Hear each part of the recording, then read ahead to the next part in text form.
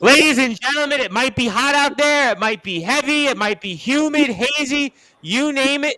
All the H's, but we're going to get into a lot of baseball and much, much more here because we got Mets, Yankees in the thick of things. We got Yankees, Cardinals, and those two teams just traded with each other. And the Mets and Braves, which I think a lot of people in the baseball world have been talking about. And with me to talk about all those things are from the Baseball Banter Show, Justin Gianelli, from the Liftoff Jets and the Talking Rivals, Chris Bazea, and the brute force, Brad Weiss, the legendary SJC New York Golden Eagle, also a coach with Level Up, the head coach of our Plainview JFK Hawks boys JV team, the Long Island Nets, New York Liberty superfan, and of course, still from the LI Brew Crew. And we'll be joined with Rob Morosky here in a little while. So, guys, I mean, how are you? Pretty great. It's Friday night blackout night. That's to say the least here. Certainly a lot to get into here with the Mets and Yankees, and we'll come back to the scores. But I did want to touch upon the MLB deadline here very quickly here. And that was the fact that Juan Soto certainly is no longer a Washington National, and he's a San Diego Padre. And I got to ask, guys, what do you think of that? And I'll go with Chris first because I kind of heard the Talking Rivals show this morning. I got to digest that. You guys were talking about the trade deadline situation. So, I mean, Chris, what do you think of Soto now as a San Diego Padre? I love it from the Padres' point of view. I mean, they're going for it, obviously. Last year, they were trying to go for it with Scherzer, and then the Dodgers came in out of nowhere and swooped in and took him and Trey Turner. So the Padres wanted to make sure they got their guy this year, and they got Juan Soto, who, let's face it, he's a future Hall of Famer at this point right now. One of the best hitters, if not the best hitter in the league. And they went for it. They gave up a lot for him, and some scouts are saying that they should have gave up even more. That's how good this guy is. So I like the move from San Diego. Washington needed to do this because obviously he didn't want to be there anymore, turning down the money that he turned down. So you can't blame him. He wants out of there. So I like the move. San Diego is set up now, and they're probably not going to be able to catch the Dodgers for the division, but they're going to make it in the playoffs, obviously, as a wild card and go for it there. And you know what? I like it from a fan's point of view. They got to love it too, that they went out and got Soto, and they got him now for this year and 2 more years if they want to keep him. If they don't want to sign him, listen, they still got him for 3 years, right? So I'm sure they're going to want to sign him. But I love the move from the Padres side. Nationals, they're a mess. They're just my God, the Nationals, just to think a couple of short years ago, they win the World Series, and now it almost reminds me of one of those Marlins fire sales from years past where almost everybody, who's left at this point? I guess Nelson Cruz, is left, I guess.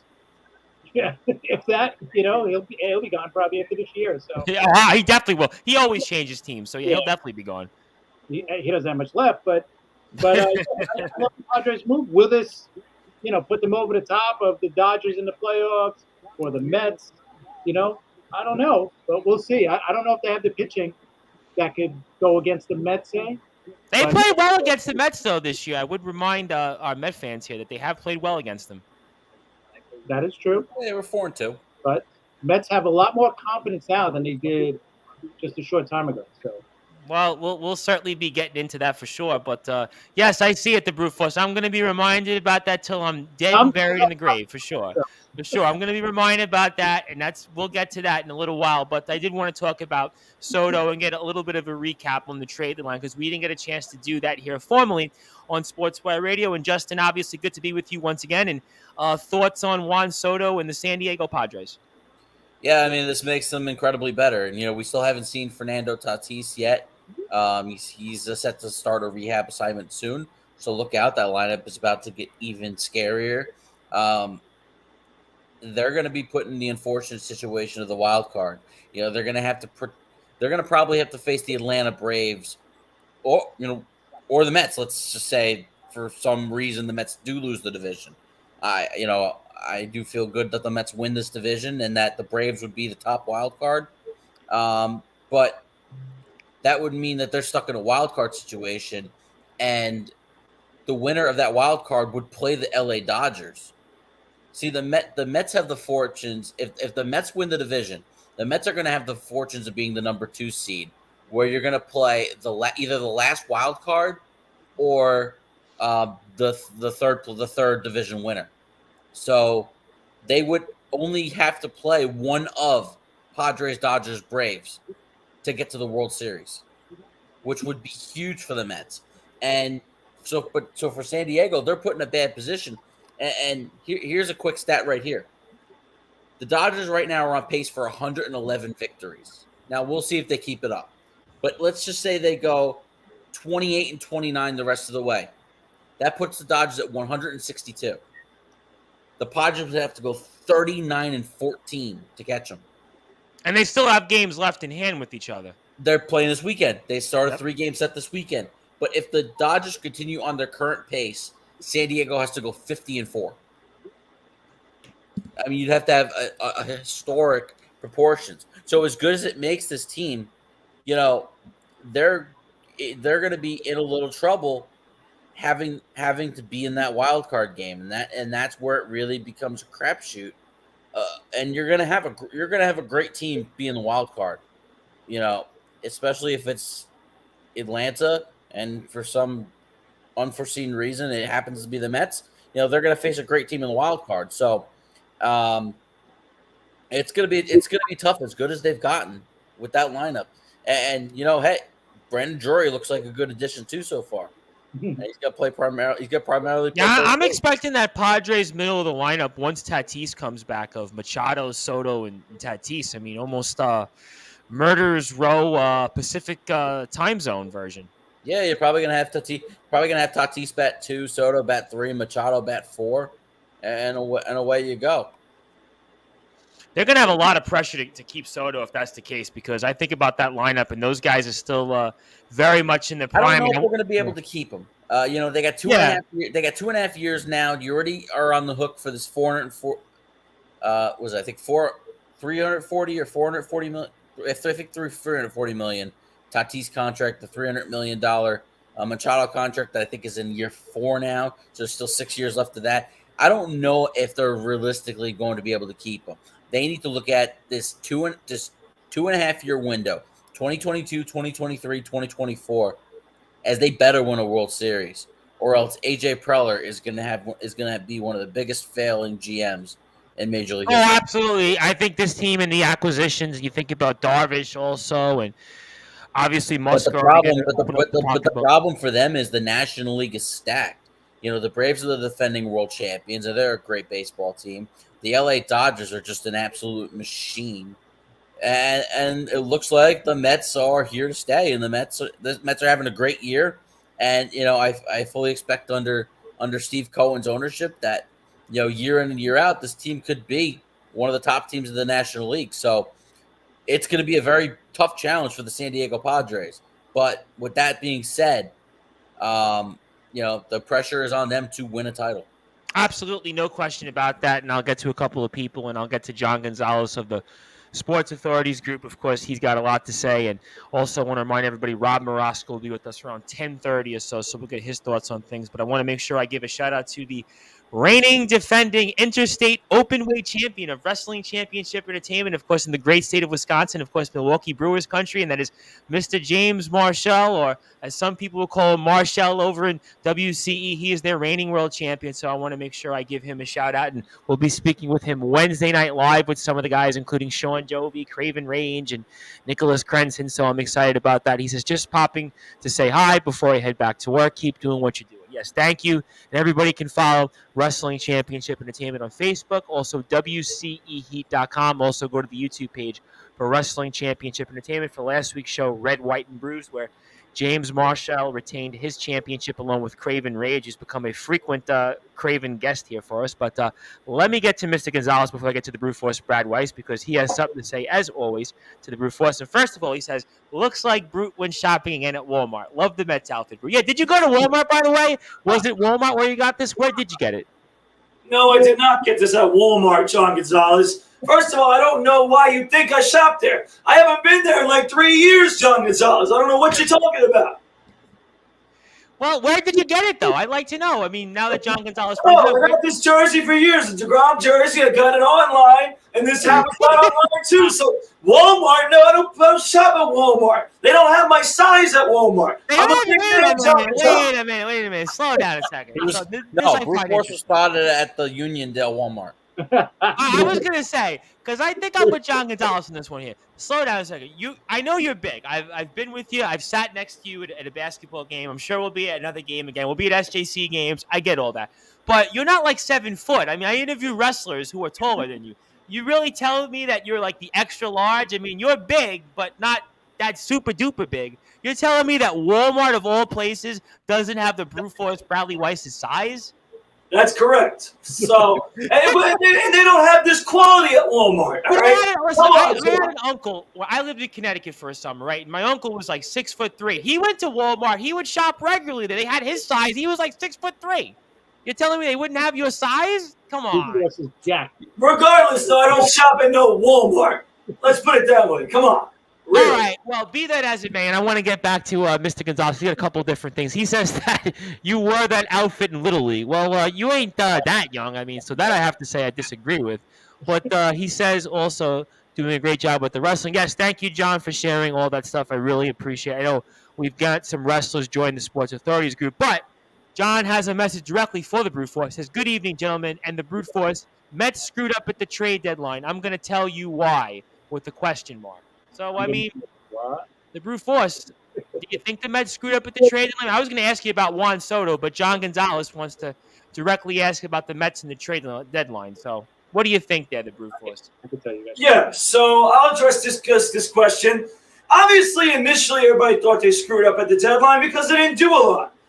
And the moves that we made, as some texted me, were on quote-unquote saying they were Wilpon moves. They were like Islander 2019 trade deadline-ish. It was like you were expecting big, and you got like almost nothing. That's what it reminded me of. I got to be honest. It had that 2019 Islander vibes to it. Right. So I was disappointed with their trade deadline, but I wasn't devastated. And the reason why I wasn't devastated is because, listen, I came on this show and made fun of Daniel Vogelback for weighing 1 million pounds as much as Bartolo Colon can't run. His numbers were terrible with the Pirates. And he's been great for the Mets. Can't say anything bad about him. No, the only thing I can say is that we miss Colin Alderman. That's it. But in regards to what he's done, you cannot complain.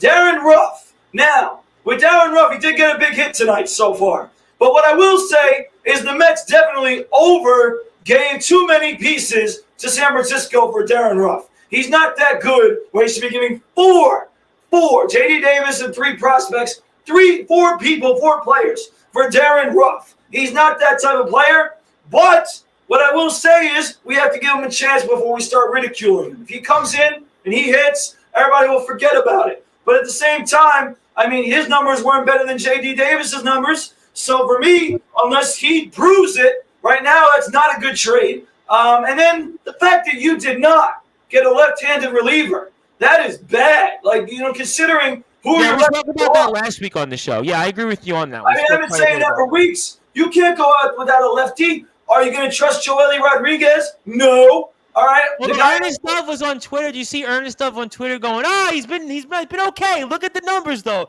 They've been okay. But that goes to no, exactly.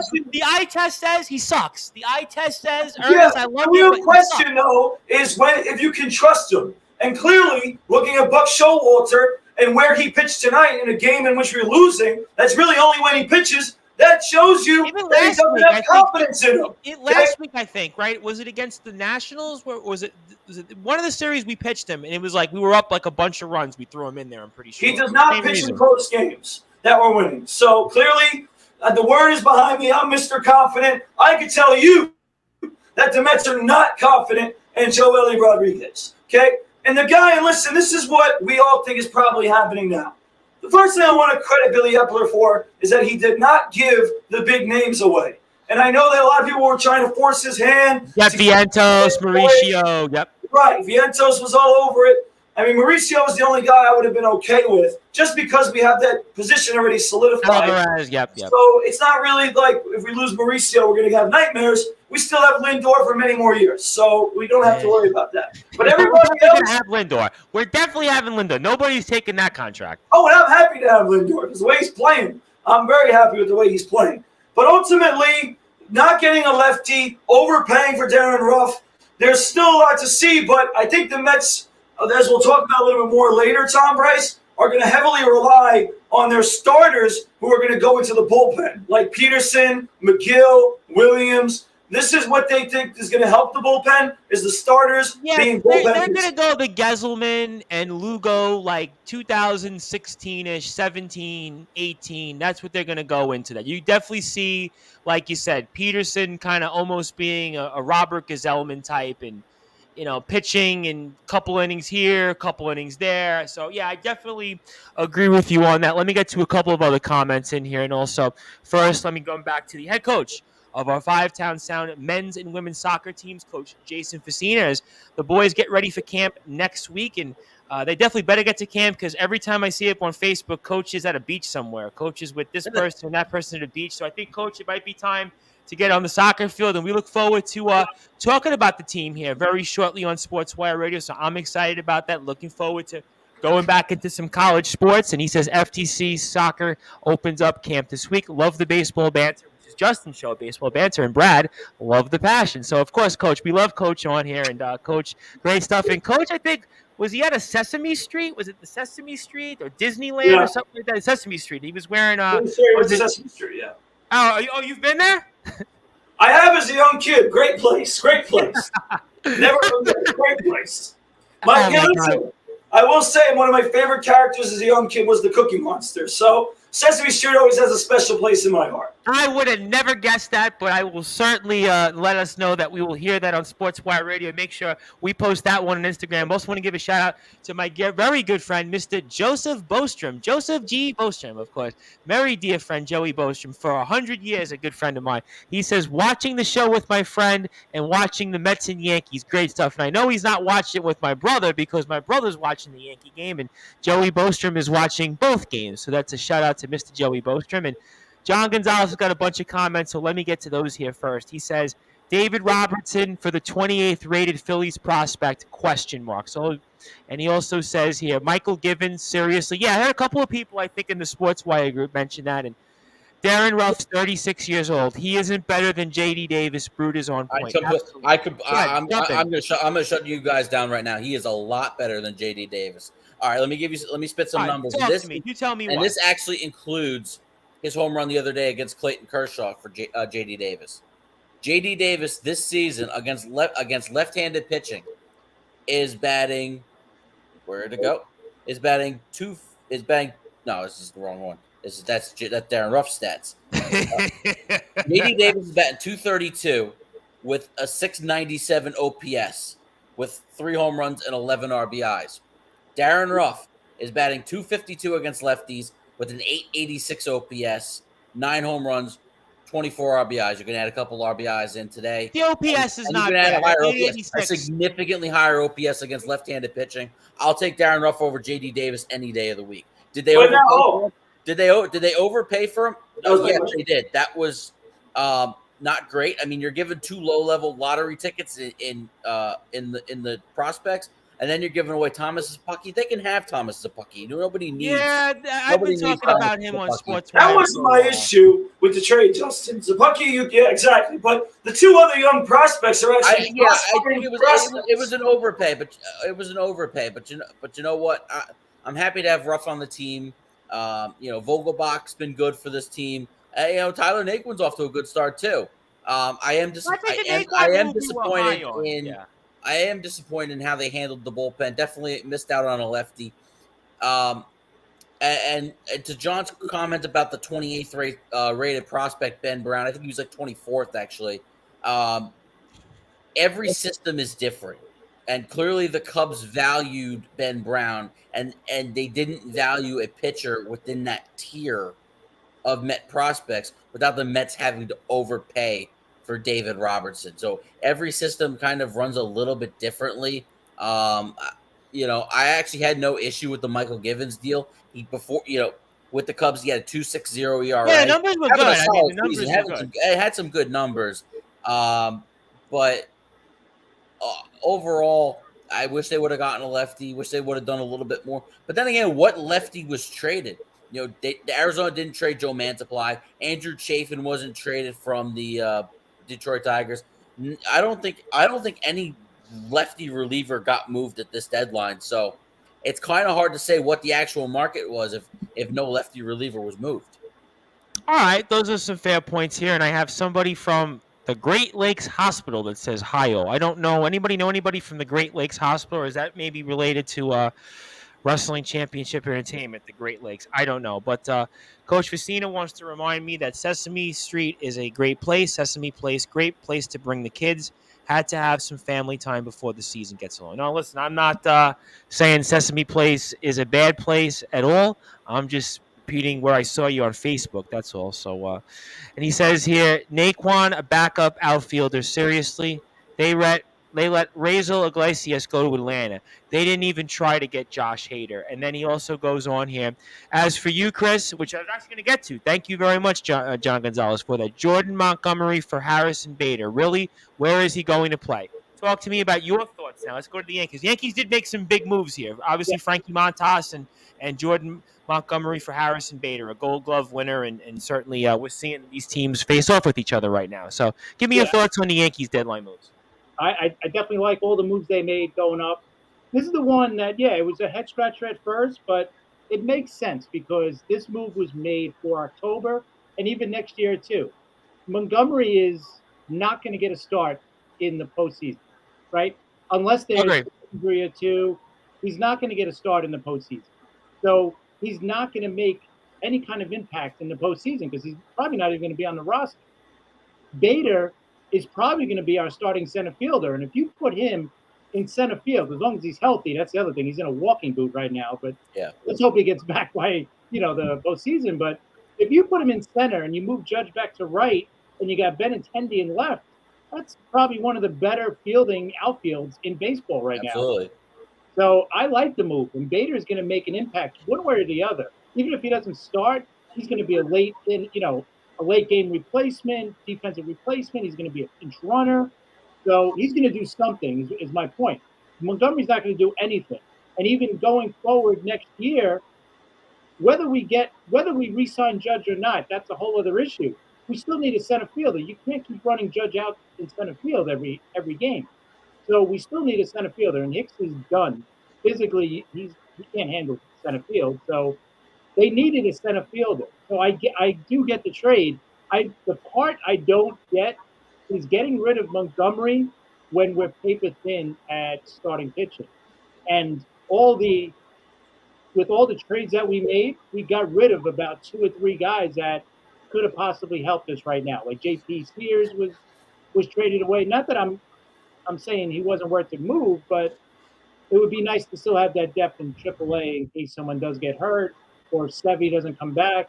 That's the one thing I think they're putting all their chips in. Like, we're all in for October. Sevy's going to be fine, and by the end of September he'll be fine, and Cortez will be fine, and everybody else will be fine. That's the only thing. Now, if one of them gets hurt, like if Sevy doesn't come back 100%, this is going to hurt because Montgomery probably would have got maybe the number 4 starter gig in the playoffs. It would be either him or Tyone. So that's the other thing. Going forward, if you want to really go a little deeper, next season, this coming off season, Tyone's going to be a free agent, and Sevy's got a option that the team can exercise or not. So that's the other thing. Okay, so that's what people are complaining about. Oh, we're going to be paper thin again in the off season. But as we could see, you already see them making moves. Like Torres was almost traded for Pablo Lopez in Florida. So I think that's going to be revisited in the offseason because the Yankees have Peraza going crazy in AAA right now. So he's ready to go. So they're probably going to hold him off till September, and then he'll probably be up next year. Volpe will probably be up in AAA by the end of this month. So I don't. Torres is a guy that you could move, for a starting pitcher. So that's the way I think they're starting to maneuver. And Gonzalez, before I get to that, chimes in, says Benintendi in left, Bader in center, Judge in right, Stanton DH. Who sits on the bench? LeMahieu, really? Well, depending on matchup, someone's going to sit. I'm not saying if Bader doesn't start, okay, in center, then you move Judge there, you put Stanton in right, Benintendi in left, and then either LeMahieu or Torres is your DH, or even what's his name, Carpenter too. You still got Carpenter. So, I saw a stat, by the way, on Matt Carpenter. I think it was 78 games with the Cardinals. He had 138 appearances. He had no home runs and 10 RBIs. In the same appearance, I think one more with the Yankees, 15 home runs and 36 RBIs. So almost like unbelievable. And Coach Facina, before I get to Justin Gianelli, says here, I don't think Walmart carries Nike stuff. So I guess that's accurate. I guess I haven't been to Walmart in ages because I'm in New York City. New York City is not allowed to have Walmart because of certain politics at play. But I got you back, Brad. Okay, so we got that. The Walmart stuff out of the way. The Brute Force doesn't go to Walmart, but there's Walmart on Long Island, so Brad can go to Walmart. Brad can go to Walmart, but in New York City, we don't have a Walmart. That goes back a long time ago. There's an issue on it. I'm not going to get into it at the moment. That's why we get the massive crowd out in Valley Stream. Yep, that's right. But, for you, Justin, I guess I'll ask you then thoughts on the Yankees and some of these moves. Obviously, Montas and Montgomery for Bader. An interesting move. Kind of an interesting, some of the things Chris said. What do you think? And you agree, disagree, and tell us what you think. Yeah, it ends up turning into like an addition by subtraction. You end up trading Montgomery, but you add Frankie Montas. But I think what happened was Cashman thought the Pablo Lopez deal was going down. And I think he was simultaneously working on trades with the Marlins and the Cardinals, and they sign off on the Montgomery for Bader deal, and then next thing you know, 6 o'clock hits, and the Lopez deal never goes through. So I think that's what his intention was. He thought he was getting Pablo Lopez, and in turn he confidently traded Jordan Montgomery away, and that ended up backfiring on Cashman. But overall, the Yankees had a great deadline. You bring in Andrew Benintendi, you bring in Frankie Montas.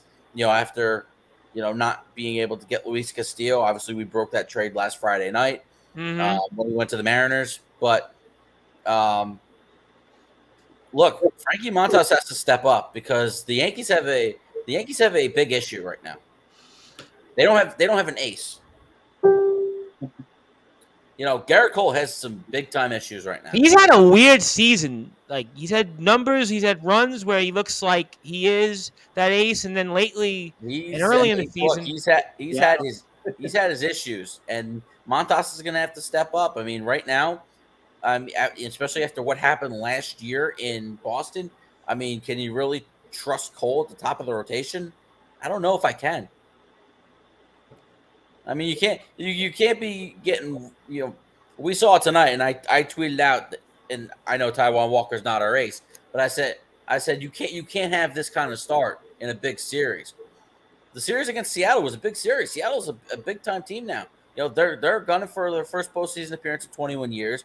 You're going up against Luis Castillo, and before you could even sit in your seat and grab your food, the Mariners were up 6-0, and good old Jared Kelenic was hitting a 2-run homer. With his 128 batting average. That's not good. So, they have an issue with Garrett Cole struggling, and they're going to need Montas to step up. And now that you trade Jordan Montgomery, the starting rotation looks a lot thinner. Now I know Cortez was pitching tonight. I'm not 100% sure how he was doing. I know his pitch count was high. I saw at one point, but with Cole struggling and Cortez kind of regressing to the mean a little bit. He's pitching well, but, not on the pace he was earlier.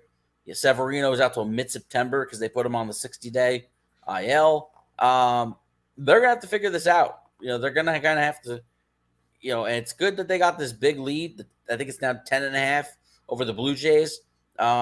It's good to figure things out now, but, come October, I still don't trust them against Houston.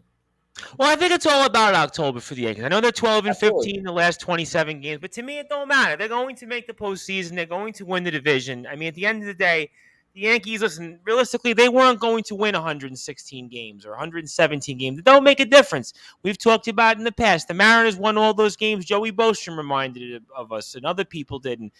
It don't matter. I would rather go 500 the rest of the way and win the World Series. That's the way I look at it. I mean, with the Yankees. So, I mean, at the end of the Look, day, the Yankees have gotten fortunate because the Yankees have really stumbled over the last month plus. yeah, 12 and 15. Right? 12 and 15 over the last 27 games.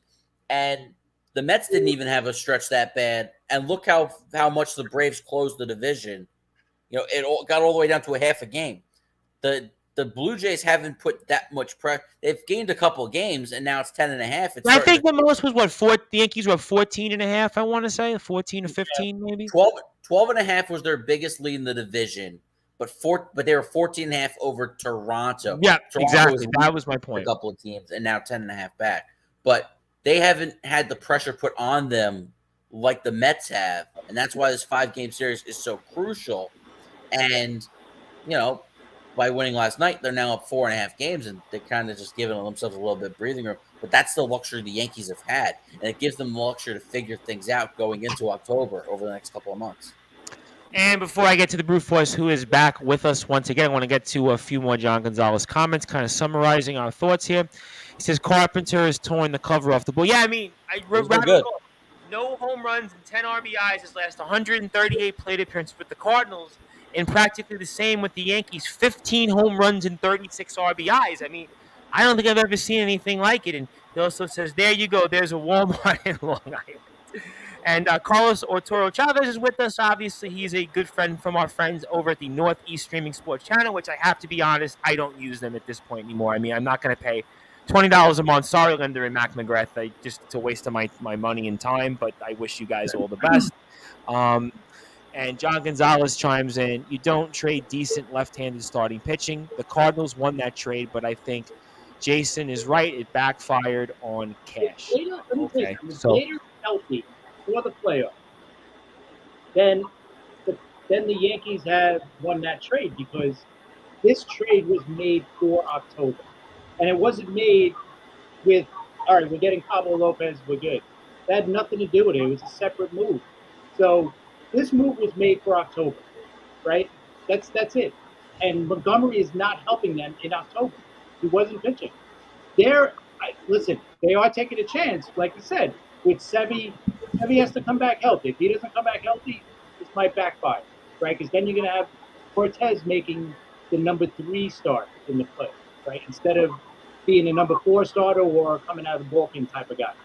So that's where it's big. But if Sevy comes back healthy, you got him as your 3 starter, and it's fine. But then you got Cortez as your 4. And Cole, yes, he still has to prove himself in the playoffs as a Yankee, without a doubt. That's 100%, because that's what he was brought here for. He wasn't brought here to win 20 games in a regular season. Oh, it doesn't matter, 100%.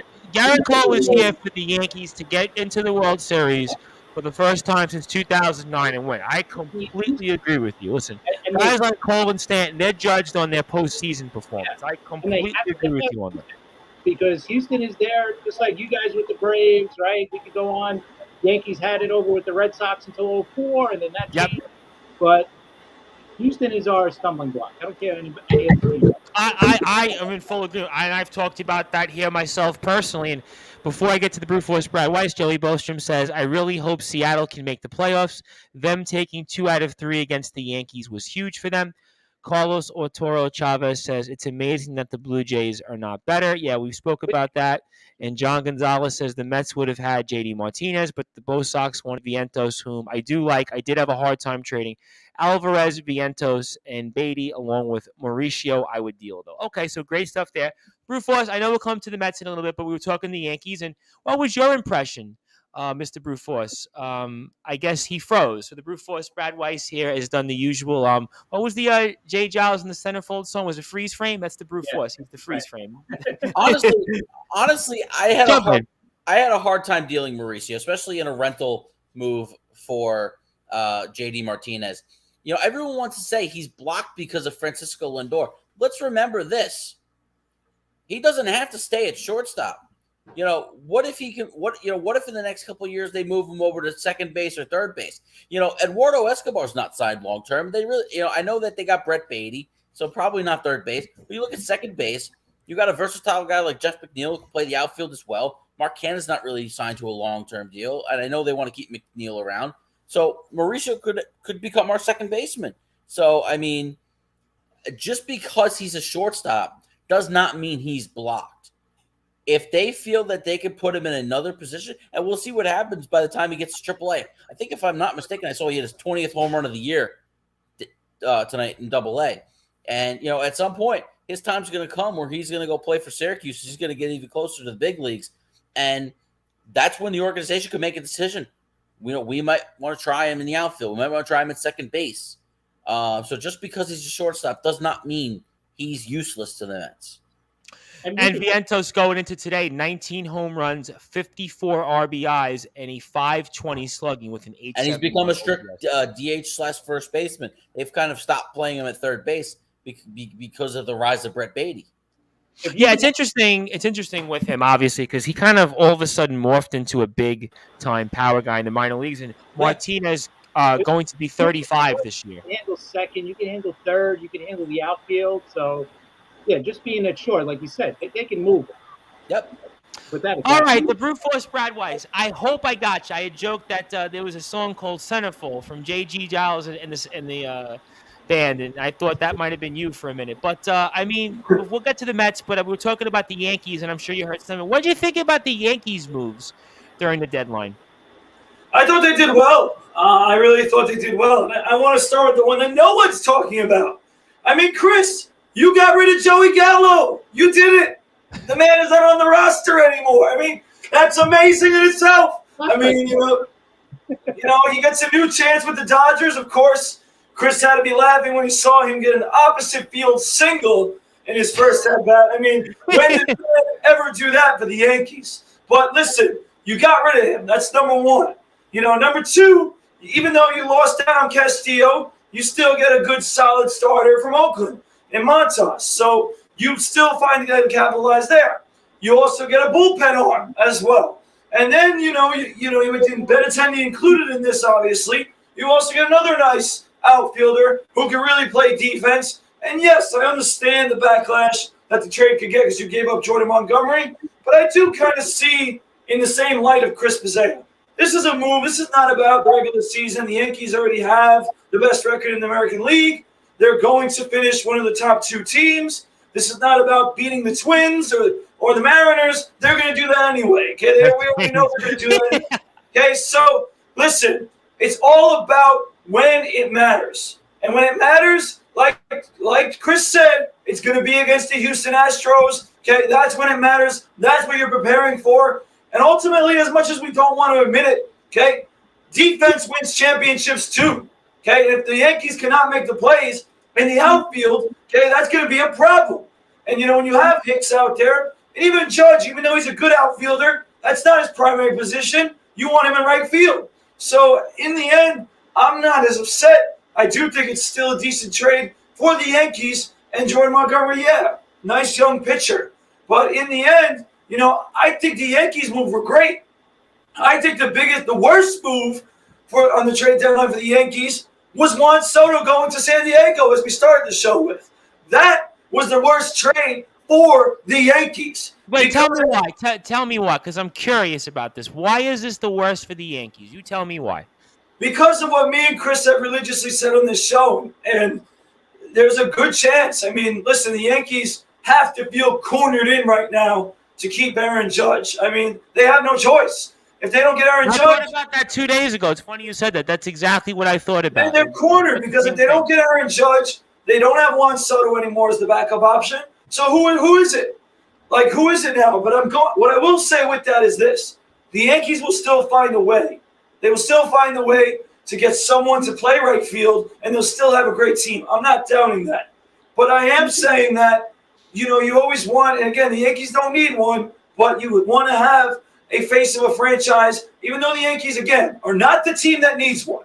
They still, right, Aaron Judge still means a lot to that clubhouse. He's carried this team. He's the leader of the team, all right? and it's going to be a big loss if they lose him. And we kept saying all along that if it wasn't him, it was going to be Soto. And now that that's not an option, you wonder what the Yankees are going to do after the season and what kind of pressure they're going to feel when it seems like the Giants and others give him a big contract. Well, I do think that the Yankees, though, do need a star because it is the New York Yankees. So I still think that they need a superstar. And Aaron Judge is absolutely the face of the Yankees. There's no, to me, that should stay. But let me get to John Gonzalez. He's got a few funny comments, and so does Carlos. He says, I would have traded Gallo for some chewing tobacco. Can you find chewing tobacco still somewhere at, like, cigar shops and little candy stores? On their list right now for him. So I think they did pretty good. And, no, but they got a beater. That's what they got. And John Gonzalez also wants to remind the Brute Force that at least Joey Gallo wasn't. Here comes the Detroit comment. Always one comment on Detroit. Come on, John. Really? Really? And Carlos Ochoa Chavez states the obvious that the Yankees and Mets will be in the postseason. Yeah, gee, I think they will be. But he does say, I'll give the Yankees grades a C-. And he says the Yankees made sideways moves.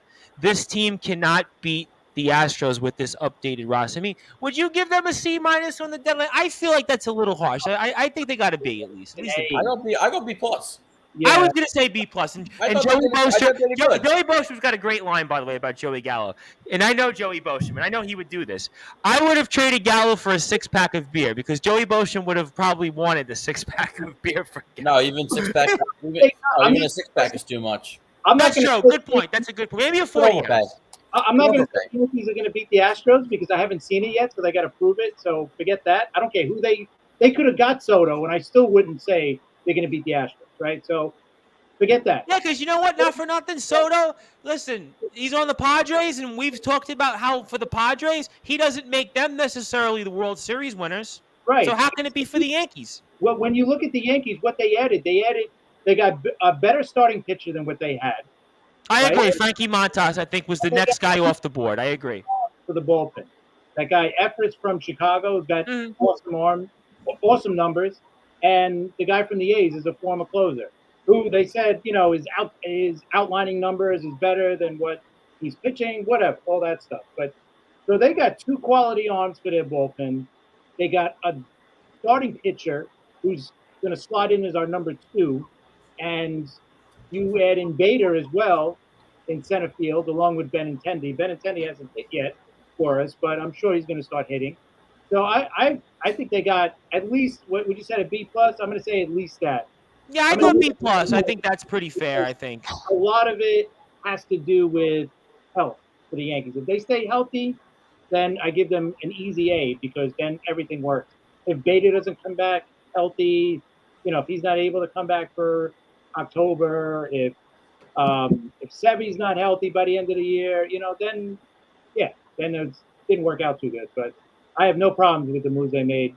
But getting back to Judge, I think they're going to do what they normally do. They're going to have their number. I'm sure they're going to raise what they offered already. I'm sure they're going to give him a little bit more. How much more, I don't know. But I think they're going to give him a little bit more and say, here you go. And then he's going to have to make a decision because someone's going to outbid the Yankees. Someone's going to go 10 years, some crazy amount, whatever it is. And it might be San Fran, like we said. But then he's going to have to make that decision and say, do I want to sign with the Yankees, become a captain, get my number retired eventually, old timers day, all that stuff that goes along with being a lifetime Yankee? Or do I want to go back to the West Coast, sign for a whole bunch of money, and play for the Giants? That's what he's going to have to decide on. But the Yankees, I don't think, are going to get into a bidding war because we've seen it in the past. They say, here, this is what we give you. Go back to Cano, Jeter, anybody. They say, here, this is what we're offering. I think the only one was Bernie Williams, right? Because last second George said, I'm going to make the move. Whereas I think originally they had the number, and then George said, nope, I'm going to make the move. And Brute Force made a good point.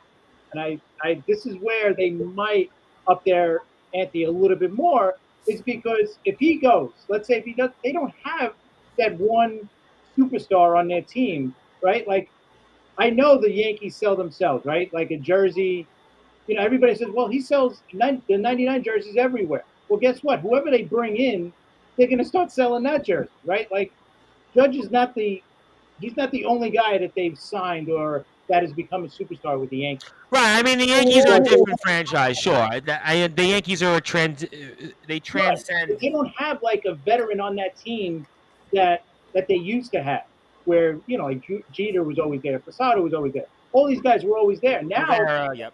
there's no winners on this team. There's no there's no World Series champions on this team. I mean, Rizzo, I guess, or Chapman. Chapman won't be here. Rizzo might not even be here. But so that's where I think this team's going to be. There's going to be a lot of changes this offseason. As I said, Torres is probably going to get traded. You got a lot of guys that are coming up as free agency, like Chapman's. Oh, I'm going to say Chapman's the obvious one. Obvious one. Yeah, Green's probably going to be gone. So the whole bullpen's going to be halfway. Is going to be a new bullpen. So, and let me get to a bunch of comments in here. I have Carlos that says Astros upgraded their team and improved their issues with Gurriel. John Gonzalez says, I really thought Soto was going to St. Louis, and they offered a great package, but the Nats chose the Padres deal. They were hesitant on some pieces. Namely, Dylan Carlson was one of the main pieces that was supposed to go back. St. Louis was really hesitant to give up Dylan Carlson, and that's kind of what San Diego wanted it centered around in terms of the major league talent. And Carlos also says Yankees pitching will do them in. But Good. John Gonzalez chimes in and says getting Montas and Trevino was a definite plus, and I really like Benintendi. I don't agree on Bader, but overall I give them a B+. I think that's a pretty fair and reasonable statement. Nestor not proven. Cole issues with catchers or mental, and Trevino is a crapshoot. Also, Joey Bostrom makes a good point. I think great point, Joey. As always, Yankees need home field advantage for the playoffs. John Gonzalez chimes in here. By the way, Brute Force is a damn legend, no matter where he shops. Just messing with you, Brute. But I would remind you, John Gonzalez, the Brute Force still has his poster up at St. Joseph's, New York. It's still there. So he does have a poster hanging up. So he is a legend, technically. Technically, he is a legend. So in the record books, the unofficial record books in SJC history, he'd be number 2 in block shots. So he is a legend, technically. So, and he would remind you of that as well. Judge will not be on the Yankees if he's not paid more than Cole and Stanton. It's just precedent in business. Anybody? Probably. He's going to get more than them. Stanton's not making that much. I think he's only making about $25 million. So which is amazing. Now he's not making enough money, but when he signed, it was a lot of money. It was like 5 years ago, 4 or 5 years ago. Now it's it's all right. 300 to 10 years or something. Yeah. So he's going to get paid more than both of them. And he should. And there's no question that the season he's having. I mean, you're going to remember this. Will get $32 million for the next 3 years, and then 29, 25, 25. Well, the only good thing about the Stanton deal is that at the end of the contract, it steeps down. Whereas, unlike, let's say, the Miguel Cabrera and the Pujols deals. Right. His age 36 season in 2026, $29 million. 2027, $25 million. And then club option for 2028, $25 million. Some money down those last 3-4 years. The 3 years, yep. Well, I think the other redeeming benefit I think of Stanton is he'll probably be at over 500 plus home runs at that point. So you'll be kind of like looking at where he is in the record books. That might be the one other kind of neat point. So that would be cool. And Joey Bostrom also says, and Garrett Cole needs to prove himself in the postseason for the Yankees. I think that's something that we've all talked about here, and that's why that he's going to be judged not so much on his regular season, but what he does here in the postseason. So we are talking all things related here to the world of Major League Baseball and more with some of my guys. That is Chris Pizzea, who you heard twice from this week from the Liftoff Jets and the Talking Rivals show, Justin Gianelli of the Baseball Banter show, and the man who is always confident. Confidence would be his middle name. That is the brute force Bradley Weiss, the legendary SJC New York Golden Eagle, head coach of our Plainview JFK Hawks boys JV team, among many other hats that he wears, and of course that Mets hat he famously wears right now, and he did not get it from Walmart. I am the host of the Sports Report, the station manager here of Sportswire Radio, the Reverend Tom Bryce. And if you do like what you hear from us on Sportswire Radio, do give us a like on Facebook at Sportswire Radio. And 24 hours a day, 7 days a week, 365 days a year, you can listen to great shows like the Talking Rivals, the Liftoff Jets, the Baseball Banter, and much, much more here. So listen to us anytime. We play shows from all over the world, and definitely check us out here. And also want to get to some baseball scores of note. Pirates and Orioles scoreless, top of the 6th. Braves 8, Mets 5, top of the 8th. Obviously, Mets were down 8, have made that interesting here. White Sox, who I still can't figure out, 2-1 over the Rangers. You want to talk about a team that is might just stumble into a division. Who knows? Phillies 7-2 over the Nationals. It looked like for a while we might see a no-hitter in that game. Rays 5, Tigers 3. Of course, the brute forces Detroit Tigers are down by two runs. Astros beat the Guardians 9-3. Also, Brewers 5, Reds 1. Red Sox 5-1 over the Royals. Another team you really can't figure out. Twins and Blue Jays, kind of a rock'em sock'em match there, 5-4 in the going to the 8th. Yankees 3, Cardinals 1. We spoke about that. And Rockies and Diamondbacks just started 1-1. Angels 1, Mariners nothing, and Padres and Dodgers, as just mentioned here, top of the first, just in play. So let me come back to John Gonzalez before I go over to the Mets. And the guy that went from the penthouse to the outhouse is Luke Voigt. I don't think he'll be buying Eric Hosmer dinner anytime. That was probably the weirdest part of the whole Juan Soto trade. And don't forget they got Josh Bell as well. But the trade for a couple of hours hinged on Eric Hosmer's approval, and he said, nope, I ain't going to Washington. He goes to Boston, where he still has a chance at least of making the playoffs. So, Boston's fading. He's still in the hunt, if you will. But it's Luke Voigt that goes to Washington. But we'll see. We'll see. They sent him to AAA initially. I don't know when. We'll probably see him soon, I would think. He's got to be the everyday first baseman there. I mean, what else do they have? Well, okay, those are some certainly interesting points there. Thank you, John Gonzalez, for that. And we'll have Rob Maraska on here in a few minutes. So let's go to the Mets here again, because I've got the Yankees story a little bit. We'll come back to the Yankees, and I'll do my best to make sure we work in both teams. And I want to come to the brute force Bradley Weiss, because obviously we've spoke a lot about the videos on social media. People have heard them, obviously, back and forth between myself and the brute force. And, I mean, impressions right now, the brute force. I mean, obviously, Mets win the first game, although I was still not so confident toward the end of the game. But Mets certainly kind of been a reversal of the first two games so far. Mets got out to the big lead. Braves came back. And today, Braves get off to the big lead. Mets come back here. So kind of a back and forth here. I mean, so how you feeling right now, the brute force? Take a guess, Tom Bryce. Confident. That's right. I'm still feeling confident. Okay, because you know what? I'm going to start by mentioning what our good friend who's not here tonight, but Billy McInerney said last week. Billy McInerney said if there's one matchup that he was concerned about, it was Carrasco against Wright. And the Mets won the game. Okay, they still found a way to win the game in the matchup that we didn't like. Now, tonight, we had the advantage in the matchup, and unfortunately, our pitcher did not pitch well. Okay? But the thing that I'm confident about, one is that we won last night. Two, that it was 8-0, and we easily could have given up, Tom Bryce, and we have not done that. We came right back in this game.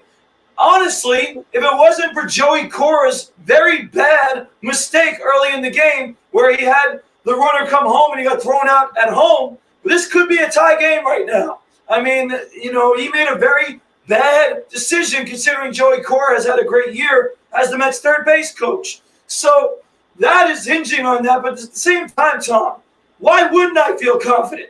The Mets are 67-38. Well, I gotta subliminally still ask you the question. I still have to ask it to you. I mean, oh yeah. Oh, don't worry. I'm gonna explain it, Tom Bryce. 29 games over 500. When have we heard this in recent history? How could at this point, we talked about it last week on the show. 1986 at this point. That's the last time that the Mets at this point in the season. I mean, 2006 we won 97 games, so we did 99, but not till like the end of the season. This team right now is on a pace for 4 wins or 105 wins. Oh, there you go. That's right. So I am not. Listen, people are going to be like, oh well, you win the first game, you kind of slide a little bit the second. Well, guess what? We weren't going to win all 5 games, okay? And tonight we still have a chance to win this game. Even if we don't win this game, the next 2 out of 3 games, you have Scherzer and DeGrom pitching. Then you have Peterson against who knows for the Braves, okay? So listen, I still feel confident that we're going to come out of this series winning 3 out of 5 games. I still feel confident that we are the better team than the Braves, okay? Because the Braves, like Justin has said on this show, they strike out in an alarming clip. They do strike out a lot. I have to say they do strike out a lot. Rely on their home run. If they don't hit home runs, it's like they don't have anything.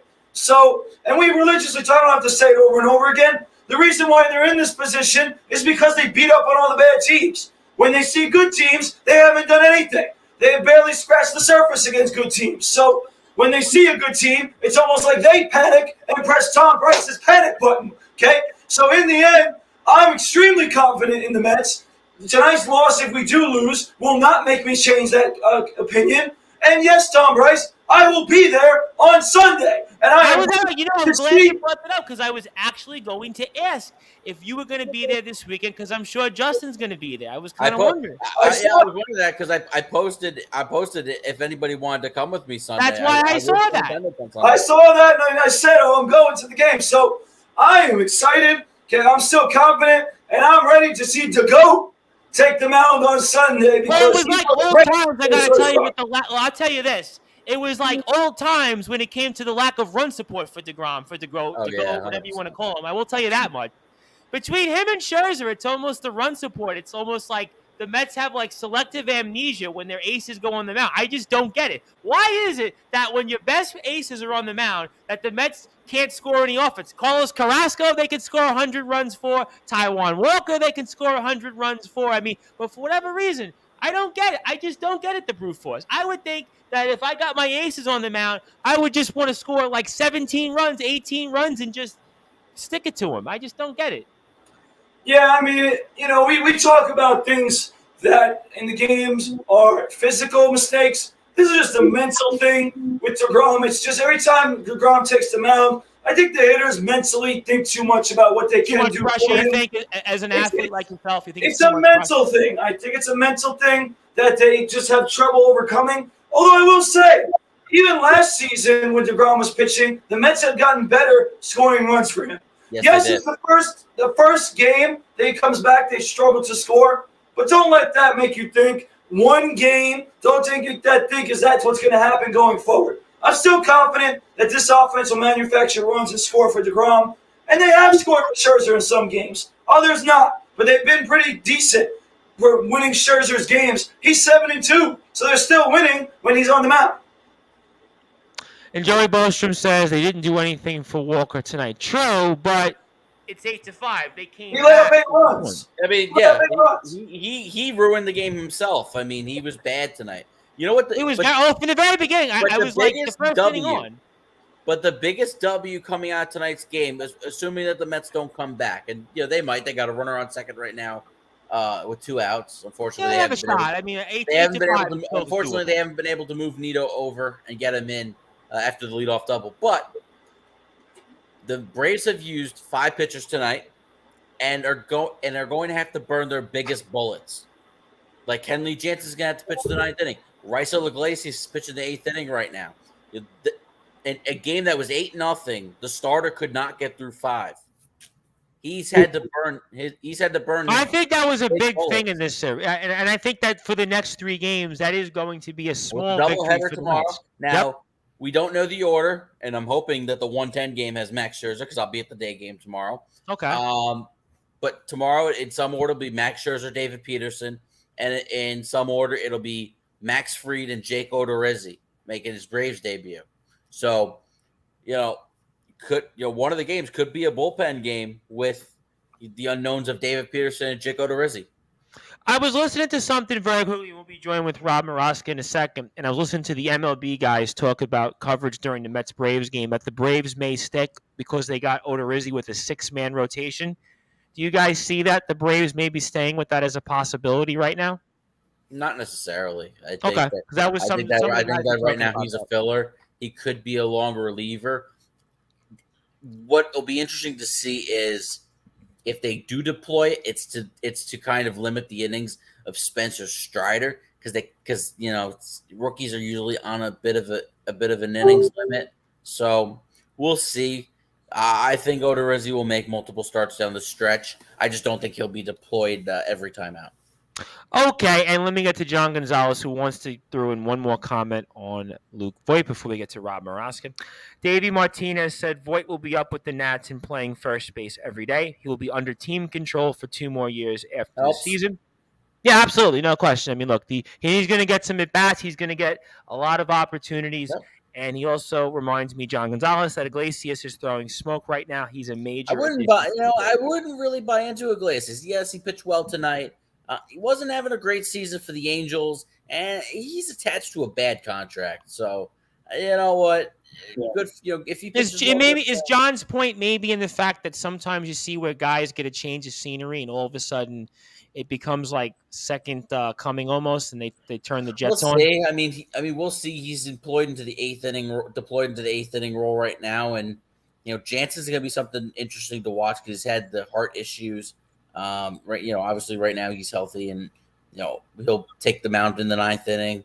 But again, like I said, Braves in a game they led 8-0 are going to have to deploy their big bullets in their bullpen. And, I think that could definitely be a win going to the doubleheader tomorrow. All right, and we're joined here with Rob Maraska. Obviously, he's got a lot on his mind. And, Mr. Maraska, give me your impressions right now, a little bit of this game, I guess, here, Mets and Braves, and overall how you thought the Mets did here for the trade deadline. Well, tonight's game, at least they're coming back. So it's showing me some of the weaknesses of the Braves, definitely. I mean, an 8-0 lead, and the Mets are back in it, so that's pretty good. The trade deadline, I guess I feel like everybody else feels. I really thought the Mets were going to do more than they did. They got someone who's a decent guy in the bullpen. I mean, his first game as a Met though was really bad. No, very bad. Well, you want to talk about the brute force and confidence? And it was 8-0 going into the ninth inning, and the Nationals scored 5 runs. I mean, were you still confident the brute force, even when it got to 8-5 in that game? I got to go jump into him very quickly, the brute force. You still confident in that? Oh, yes, I was. Come on, why wouldn't I? They scored 5 runs in the ninth inning. I would certainly lose a little bit of confidence. I mean, you've got to be worried about Michael Givens, but was I worried about we're going to lose the game? No. You kidding me? We have the best closer in the game. If it would have gotten any closer, the game would have been over. All right, well, so Mr. Maraska, I mean, for you then, otherwise, Mets deadline, you like the moves, you like the fact, you like Darren Ruff. We were talking a lot about Darren Ruff, and John Gonzalez had felt that the Mets maybe gave up too much for him. I mean, what are your thoughts on that? And Tyler Naquin also, who's obviously had some big hits for the team. What are your thoughts on those moves? You know what? Tyler Naquin, so far, so good. I mean, I wasn't jumping for joy with these moves, that's for sure. What are you going to do? It is what it is. I think that they really are banking on DeGrom coming back, using, the talking heads using the word like, he's someone new coming in to help. Well, I mean, sometimes you see that in sports where you get somebody significantly like this and added, and that almost becomes like a trade within a trade almost, because you're getting somebody that you haven't seen. I mean, you do see that argument sometimes in sports where you get that kind of lift, and that's maybe, in a sense, that is a huge lift, right? 2-time Cy Young Award winner, one of the best pitchers of the last decade, and certainly what he means to the Mets team. And I have a great question, which I want to get the entire gang on here. And that's a great one, which I was going to actually think about asking, and that is from John Gonzalez. And he says, how do you guys feel about Noah Syndergaard going to the Phillies? And I'm going to go with Chris on this first, because I did hear some talk last week on the show about maybe Syndergaard going to the Yankees. And I mean, what did you make of that move? I mean, the Phillies did make some moves also in their own right, and they're right there hanging around too. What did you think of that? Yeah, I like the moves that the Phillies made. I don't think they're, good enough to compete against the Mets, but I thought it was smart, go after they need as much pitching as possible in Philly because they got the bats. They actually just got rid of Didi. They just released him today. So he might be done because he's been pretty awful this year. And I hear Bryce Harper's removed the cast as well with the pins in his needles. I hear that's the other thing. He's coming. He's back sooner rather than later, the brute force. That's bad news, Tom. That's bad news. Less confident then, right? Less confident. Don't worry about it. The Phillies are not your problem. You got nothing to worry about. No, I like the move with Thor. That was smart because they need the pitching. We were saying that all off season that they need to add pitching. So I thought it was a smart move. Is it the move that's going to get them over the top? I don't think so. I don't think they're that close to the Mets. or the Dodgers say, or the But Padres. I think they've played really well since they've replaced Joe Girard. That's a team that's played really, really well right now. You think about it. And I'm with Joey Bostrom. Noah going to the Phillies is going to be pretty interesting, and certainly interesting because they're right in the thick of that whole wild card mix, kind of with that second wild card with everybody bunched in. I mean, for you, Rob Morasco, what did you think about Noah Syndergaard going to the Phillies? For the Phillies, I guess it was a good move. I really don't care about Thor anymore. Well, how about Wheeler and Syndergaard? It almost I was Mets. Was it maybe Mets South? I guess. Yeah, he had a good first game for the Phillies. He was doing all right for the Angels, but you know what? I don't care that he's not a Met anymore. In fact, I want to see him come to Citi Field and get his butt beat a little. That's what I want to see, and that's what I'm looking forward to. But it was a smart move for the Phillies. They're going for the wild card. They're 37-19 their last 56 games. I mean, and that's impressive. What was going on in that clubhouse with Girardi? That all since he's gone, the Phillies have turned it around. Like what was going on in that clubhouse with him? Because remember when we wanted him as manager of the Mets? We spoke a lot about that in 2019, obviously, when Mickey Callaway was removed, thankfully, as manager. And that's a good point. I'll come back to Justin in a second on this, but I want to go to the brute force Brad Weiss, because we've seen, for us, we do a lot with the SJC New York Golden Eagles, and we saw that there was a similar change in a different way, where we saw Kevin Spann, your former coach, the brute force Brad Weiss, get replaced by a guy, Mike Sloy, who's no longer the coach, but in a short time there, relatively speaking, the team there, your alma mater, went from, kind of where the Phillies were to where the Phillies are now, in a sense. I mean, kind of in a short amount of time, they did some things, and the Phillies have done things also, 37-19. I mean, as a former player, who's coaching now, why do you think then the Phillies have played so well? Do you think it was because maybe players just tuned out Girardi? Was he not the right fit? Is it just players are all of a sudden now playing to what the backs of their baseball cards were? What do you think, as somebody who's a player, been in that situation with the coaching change? And tell us your thoughts. Yeah, well, I love how you ask me this question, Tom Bryce. Well, I can't ask Rob Morasco that question. I can't ask Chris. No, because here's the thing. Here's the thing. I'd like to give everybody a friendly reminder, okay? Because the Phillies, when Rob Thompson took over, had first played very well initially. Then they sputtered a little bit and got back to 500 baseball. And ever since, my buddy Bryce Harper has not been there. They have played better baseball, okay? And now they are 10 games over 500. And no one wants to tell me, oh, Brad, you're ridiculous. How can you say this? But guess what? Leadership matters in the clubhouse. And I'm telling you right now, this team, Bryce Harper coming back, is bad news for the Phillies and good news for the Mets. I want to see him back. I want to see him because when he's on the field, he helps them lose. So all I want to say, he could have his pretty numbers. He could bat 300. He could be the all-star DH, whatever. In the end, we all know what happens when he's on the team. They don't do what they're supposed to do. So in the end, yes, coaching changes matter. And in many situations, I actually think it could be a positive thing. It could be a negative thing.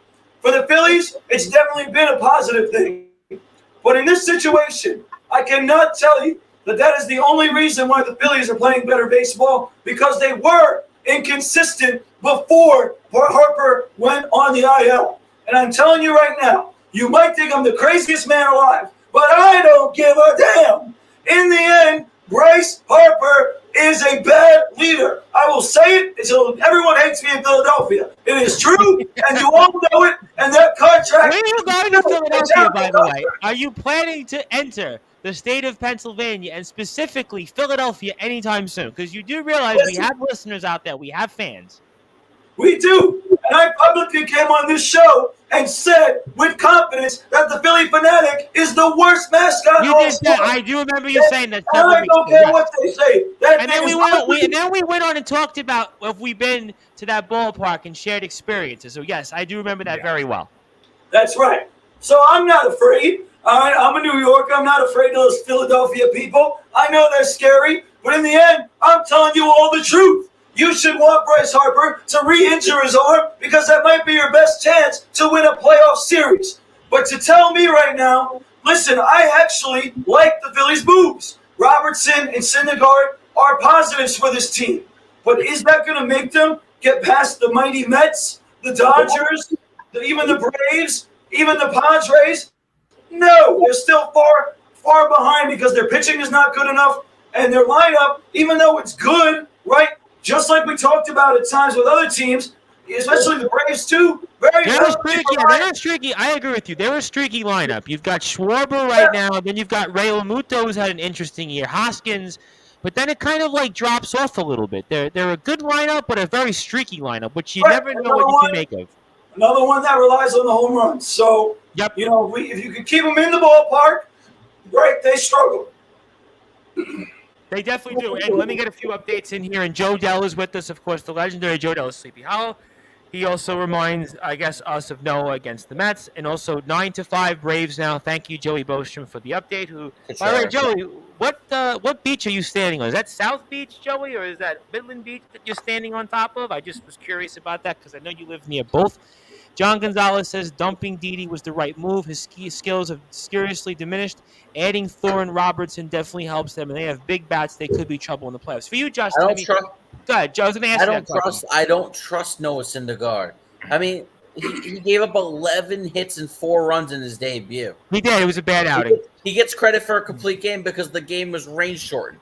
But Noah Syndergaard's not that good. There's really nothing to be feared of. Now, as for Didi Gregorius, obviously the times have changed. You know, his obviously, like John said, his skills have diminished, and they've liked what Bryson Stott has provided to the lineup. One of the moves I didn't really understand was the Brandon Marsh trade. You know, Brandon Marsh was having a bad year for the Angels. Not a great hitter. They're going to stick him in center field every day. Now, center field's been a big problem for them. You know, they've rotated a number of different guys. And I believe Mickey Moniak, who went in I think it was the Syndergaard, because the Brandon Marsh trade and the Noah Syndergaard trade were 2 separate trades. So I'm trying to get my prospects correctly in what move. I think it was the Syndergaard trade. But you trade Mickey Moniak, a top 5 draft pick, no less. You know, somebody very, very highly thought of. And I think Moniak will probably be the future center fielder. Logan O'Hope, by the way, was what Brandon Marsh was traded for. Okay. I think Mickey Moniak will probably be the future center fielder of the Angels. Because I think even when Trout returns, I think his time as a center fielder is probably over. Okay, so we'll certainly see some of that here. And to update our fans here listening, we have 9-5, bottom of the 9th, 1 out, Braves and Mets. So Braves look like they are on the verge of evening the series here against the Mets with the doubleheader tomorrow. Yankees right now and the Cardinals are still playing, and that score is thanks to the crack staff for giving us this here when it comes to Yankees-Cardinals. It is 3-2 now, Yankees, top of the 7th, so we'll see how that develops. We'll probably be here for another hour plus, so I'm sure the game will still go on by then. But I got all this Yankee and Met stuff, and we'll come back to it, but I want to go to something that I think impacted the sports world pretty significantly, and I don't think I'd be doing my job if I didn't bring up everybody in here and ask it, because we have a whole bunch of different people here, like John Gonzalez, Joey Bostrom, Joe Dell, and my good friend Steve Saperstein, who called me and said he was listening. He called me actually 20 minutes before I was on the air, reminded me that he was going to listen. So that was the news, obviously, of Vin Scully, the legendary Vin Scully passing away here, the Los Angeles Dodgers, really the voice of baseball. When I think of baseball, maybe even sports, Vin Scully might have been the greatest broadcaster of all time. I think about everything that he added to great moments. And, of course, he had a local pitch here because he was with those Brooklyn Dodgers all those years ago. And, of course, being a local guy. And really, I kind of think one of the first announcers from Fordham University, if I'm not mistaken. So let me come to Rob Maraska, because I think Rob Maraska and Chris will have more memories of Scully here first. And I'll get to Justin and Brad. And You, Mr. Maraska, obviously Vin Scully, I know certainly was the voice of your entire life, and a lot of things I know you have to say on him. So for those that are listening and watching on Sportswire Radio, I wanted to get your thoughts on the passing of the legendary Vin Scully here at the age of 94. Yeah, you just said it. Legendary. He was a legend. Definitely. He went from Fordham to the Brooklyn Dodgers. That's it. Straight from Fordham to the Brooklyn Dodgers. That's amazing. That is amazing. And he's been the voice of baseball my whole life. And luckily, I've gotten to hear him. I heard him since I was a little kid. I remember all the World Series he's done. Game 6 of the 1986 World Series, he was actually funny, cracking everybody up in that, the end of that game. And his call when the ball went through Buckner's legs was legendary. And then in 1988, of course, with the home run call, Kirk Gibson. Kirk Gibson, the guy's a legend. He's the best. And what else could you say about it? The voice of baseball. Did some football and tennis, I think, for a while, right? Football, I know he did some NFL. He was known for being the announcer for CBS when the catch happened. Yep, I also know he did some tennis in the past. I'm almost very certain he did some tennis. I believe golf too. I mean, he was I think kind of him and Pat Summerall might have been on that kind of I think obviously Vin Scully had a much more longer career, but when I think of Vin Scully, it's certainly iconic and such. And I'll get to a few comments before I come back to the guys. And John Gonzalez says Mickey Moniak was a #1 pick overall, but he's been a bust so far. He was batting 160 at the time of the trade. Let me get to the Brute Forces guys who I got to make sure they come in. That is James D. Simone. By the way, I'm waiting for James D. Simone to come on Sportswire Radio. He says, Brad, me and Jay on the way, be there in 15. So they're coming over? No. He said they're going to be here in 15. That's what they say. These are kids we're talking about, Tom Bryce. We're talking about 17-year-old kids. You believe them? Come on. I got to read it off, though. I have to read it off and give them a chance. I'm not saying I do believe or don't believe, but they're saying that they're going to be there in 15 minutes. And also, when you're working with high school kids, especially those two, 15 minutes means 45, so that's not true. Listen, I've worked with political candidates, and they would tell you, yeah, I'll be there. I worked with one famously who worked for a state senator, and he would say, yeah, I'm going to meet you to knock on doors. You know what happened? He wouldn't get there an hour later. So trust me, it's not just 15, 16, 17-year-olds. It's all types of people. I mean, but Jason Getz also comes in and says, Brad, the Mets gear, take it off because they played horrible. Yeah, I mean, you did give him bad luck tonight. I mean, that might be one point. And James D. Simone says, Tom, who should I draft with the 9th pick in my fantasy league? I don't know. I mean, I'll talk fantasy in a little while. I mean, I really wasn't planning to talk fantasy football, but, maybe you want to stick around. But you said you're going to be there in 15 minutes at the Brute Forces out. That's what I can't wait for. But I'll come back to some of that. But, Chris, I want to get to you and Vin Scully because I do think that Vin Scully is important to spend a few minutes on because this was really not just to me the voice of baseball. I would still argue the voice of sports. I mean, what was your memories of Vin Scully? Oh, definitely. All the big games, he was always the guy that was going to, he was always the guy that was going to call. It was either him or Joe Buck, senior, not the guy Joe Buck now, but just the best. I mean, the way he explained the game as it's going, and he connected, guys like Jackie Robinson to the guys he was calling at the time. Like nobody else could do what he did.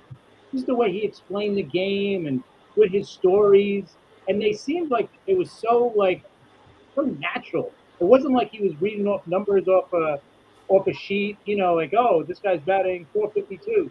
It was just everything was so natural to him. I think Michael Kay said it. He goes, because I would like to hear. He's a guy that you would not mind reading the yellow paper, the phone book. That's how. Oh, totally. Just the way he spoke, and he's the greatest of all time, and he's the greatest that we're ever gonna hear too. Nobody's even come close to him. I can't even. Anybody out now is nowhere near how good he was. Whoever the best is now is nowhere near how good. I think it's the longevity. I mean, he was 88 and he was still right, and I think 88 and he was still sounding great. I mean, this was a guy that was into his 80s and he sounded great. He looked great, and I mean, just no one's gonna touch that. I mean, right now in wrestling, we have a guy Jim Ross, and Jim Ross is like he's struggling to the finish line. He's like 20 years younger than Vin Scully right now, and it's like he's struggling. But Vin Scully was like, I mean, that voice, and I'll get to Justin and the brute force in a second, but let me get to Joey Bostrom. He says Vince was a legend. The Kirk Gibson home run, among other calls. Absolutely. And John Gonzalez also says Scully was one of the greatest of all time. You can't replace these kind of legends.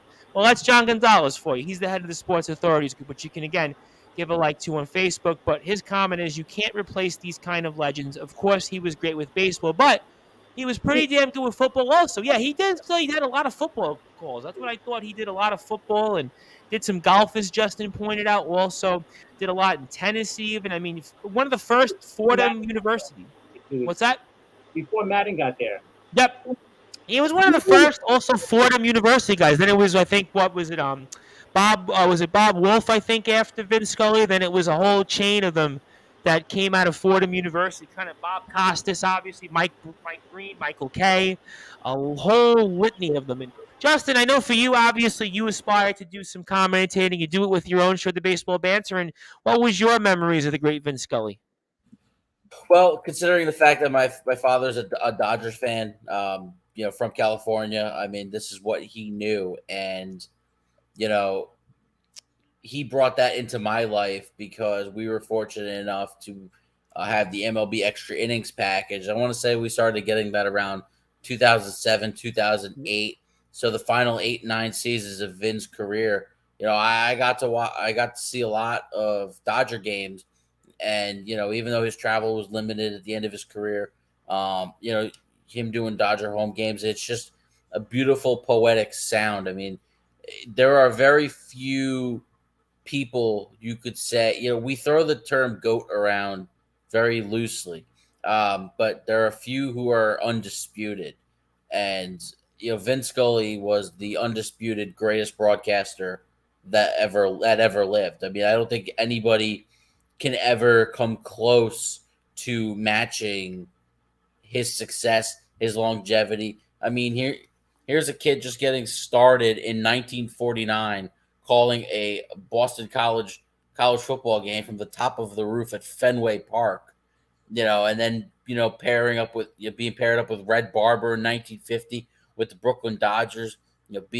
seeing somebody like Jackie Robinson, who was born in like 1919, and then in his final year calling a game pitched by Julio Urias, born in 1996.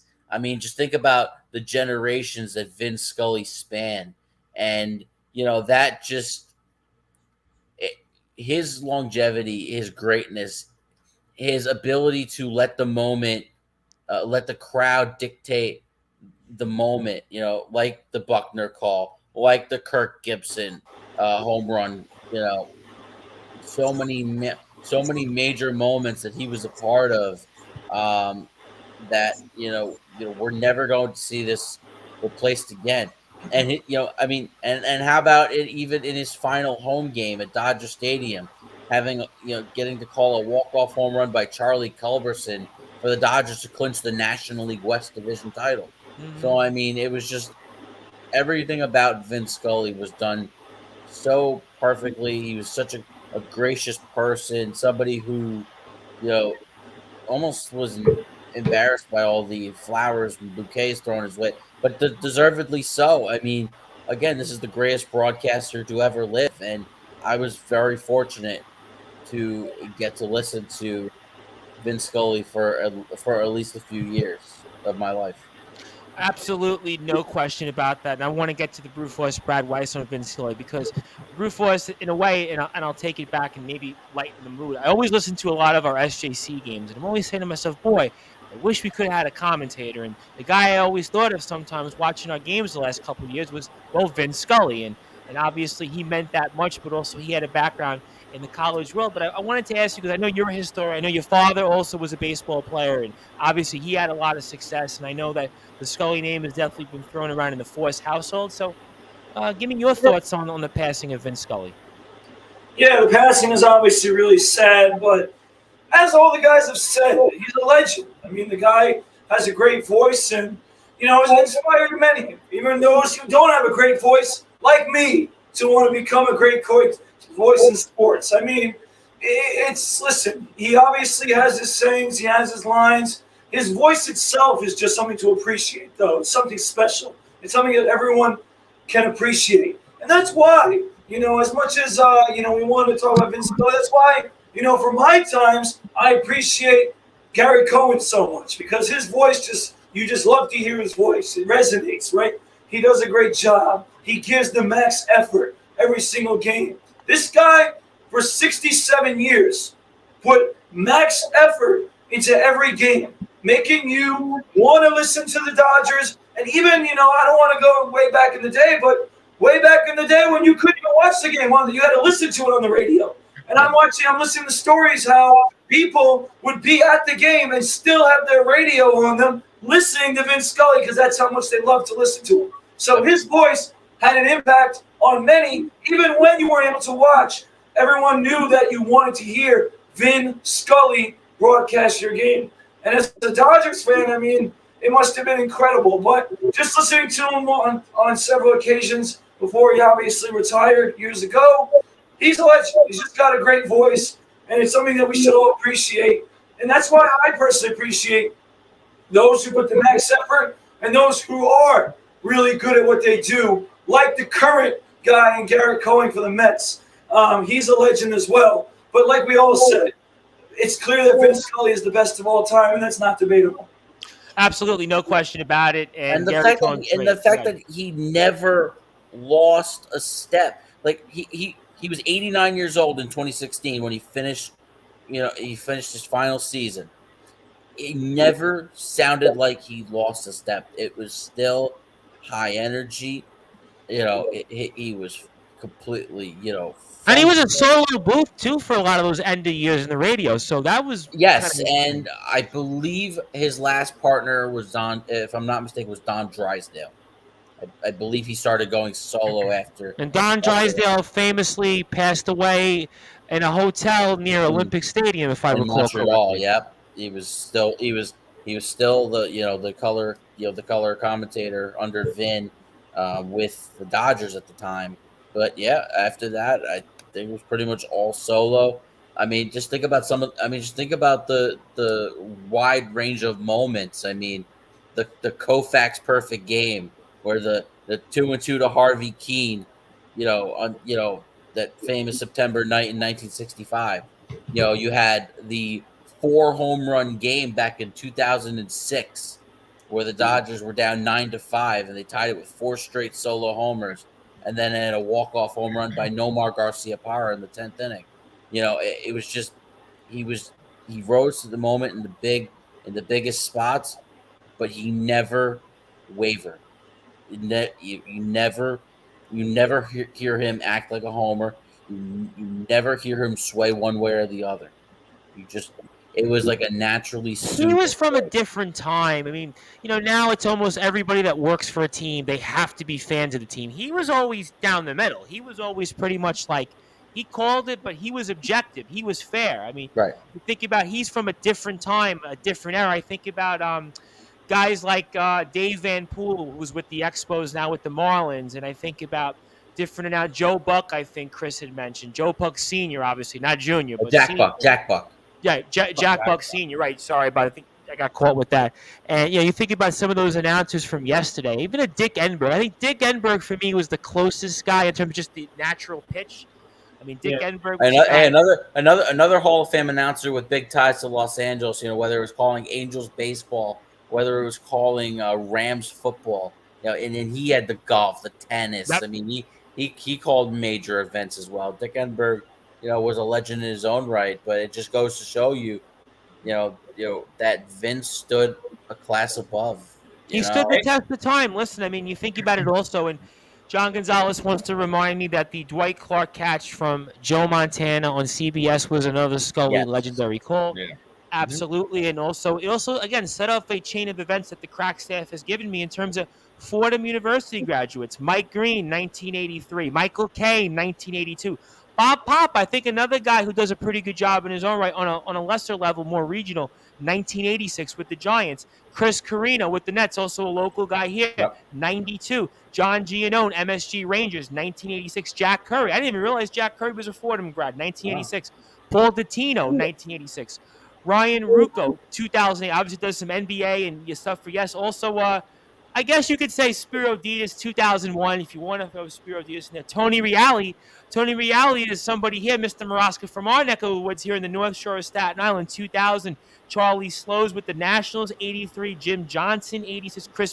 Chris Majowski from the Fan, 1989. So it's a long list of people here. And John Gonzalez also wants to remind me along with Joe Bostrom. Dick Enberg was great. Kirk Gowdy was another one. Howard Cosell was great, but I think Howard Cosell was a different type of announcer than Vin Scully. I think Kirk Gowdy definitely. Dick Enberg was in that range. And how Joe about the famous collegiate baseball game that Vin Scully was a part of back in the day?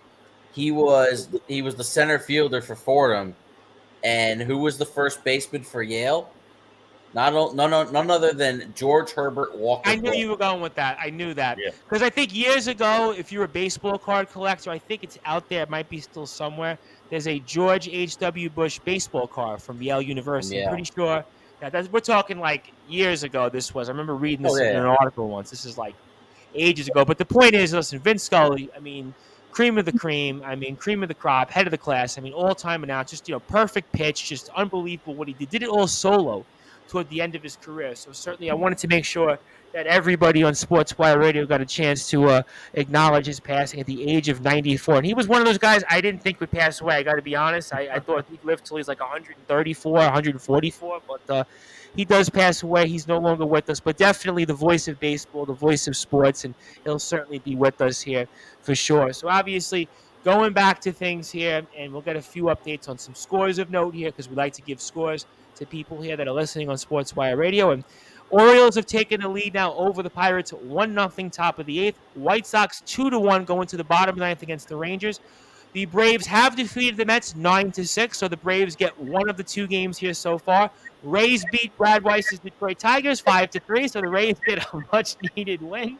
Some other scores of note here while we're here on Sportswire Radio. Going to the 8th, Brewers 5, Reds 1. Red Sox 5, Royals 1, top of the 8th. Blue Jays and Twins, like I said, rock'em sock'em match. It's going to extra innings there, 5-5. And Yankees now 3, Cardinals 2, top of the 8th. Rockies, Diamondbacks 2-2, top of the 5th. Angels 1-0, top of the 3rd over the Mariners. And 4-0 those Dodgers going into the second inning here of the bottom. And John Gonzalez also wants to remind me about Lindsay Nelson. Lindsay Nelson was incredible. Yeah. He not only did the Mets, he was the voice of the Cotton Bowl. You have a thought on Lindsay Nelson, anybody? If you want to talk about Mets history, Bob Murphy too. Murphy. I was thinking of Murph. I was thinking of Murph, yeah. Murph was the voice of summer for us, okay, for my generation. Okay. And the Mets had 3 of the greatest broadcasters. And wasn't Murphy with Cone for beginning of Cone's career, right? Yeah. It was Cone with Murphy? At the beginning of Cone's career. Yes, okay. But it was Lindsay Howard Nelson. Was doing TV. Yeah, it was Lindsay Nelson, Bob Murphy, and Ralph Kiner until Lindsay Nelson left for the Giants in, I think, 1980. But they were amazing, and Murphy was, the voice of summer for us here. Especially on radio, he was great. So you're right. And, Vin Scully also called Don Larson's perfect game in the World Series. Yeah. Wow, okay. Well, listen, I mean, Vin Scully, I'm sure you could pull out, 10,000 games, right? I'm sure 10,000 games you could pull out there and say, Vin Scully called. I mean, think about it, right? He was 67 years in broadcasting. I would say if he gave me just 6.7 years in broadcasting, I'd be a happy man, right? This guy lasted 67 years and was still at the top of his game here. And I got a good one for the Brute Force, Brad Weiss. This is a good one for you because I want to bring up our good friend Jason Getz. And he says, Brad, opinions on Keith Hernandez. So, what's your opinions on Keith Hernandez? He was a great Met. I mean, what do you want me to say right now? What do you want me to say? I mean, he got his number retired. He deserved it. It's long overdue. It should have happened years ago. But finally, some people came to the senses, right, that Keith Hernandez deserved it. So, yeah, he's a great Met. What else do you want me to say? He deserved it. Well, maybe he's asking about what do you think about his commentating skills.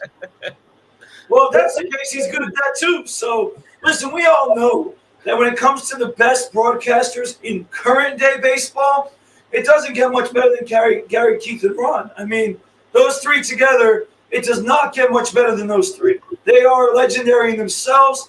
And of the current times, I think it's pretty, like, by far that they're the best. I mean, I don't see it. I have to say one thing. Joe Davis, I think, is pretty good. I've heard some Dodger games. Joe Davis isn't bad. He's a local guy. And Fox, high school graduate. And I think Fox absolutely hit a home run. I think they hit a grand slam by naming Joe Davis the new #1 announcer, and he's going to be the new World Series announcer. Addition by subtraction. With Joe Buck leaving for ESPN. Addition by Joe subtraction. Davis is going to get the World Series, and I think that's fantastic. Which, I mean, speaks to the greatness of the Dodger franchise, because they have a budding young superstar in Joe Davis, and he has been nothing but excellent since the moment he took over in 2017. I mean, think about it. It's his 6th season already as the Dodgers announcer, and he's been tremendous. You know, and obviously nobody can replace Vin Scully. Nobody's going to replace Vin Scully. But Joe Davis being the best version of Joe Davis, he's a tremendous announcer. I mean, it's just incredible, what Dodger fans get to enjoy on a nightly basis. Absolutely. And James D. Simone, the Brew Force, wants to tell you that Keith Hernandez is overrated. That's what he wants to tell you. He says everyone's overrated. What else is new? Well, he's telling you, though, that he's overrated. That's just he just wants to make it clear. He's overrated. Next question. All right. Well, John Gonzalez says Bob Murphy, yes, definitely a Mets legendary broadcaster. And I'm trying to help me out with this, Joey Bostrom, because he says nice game, pretty boy. What's the reference to nice game, pretty boy? What's the reference here? Seinfeld. Oh, okay. I got you. Okay, I didn't recognize the reference. I have to admit I haven't watched Seinfeld recently, so I have to say, okay, that's where the reference is. Okay, Joey Bostrom there. Thank you with the nice game. Oh, Keith Hernandez. I got it. Oh, I got it. Nice game, pretty boy. I got it. So Joey Bostrom here with the Seinfeld reference here. Thank you, Joey, for that. Very well. Good points here. So obviously, Yankees. Let's come back to the Yankees, because I'll come back to the Mets for the end of the show. And Yankees here right now, 3-2 over the Cardinals. And Chris, I mean, with this Yankees team going forward over the next few days, what are you watching here? Just got to win the series. We got to take 2 out of 3 against the Cardinals, and then going out to Seattle, and then coming back to play. What is it, Tampa?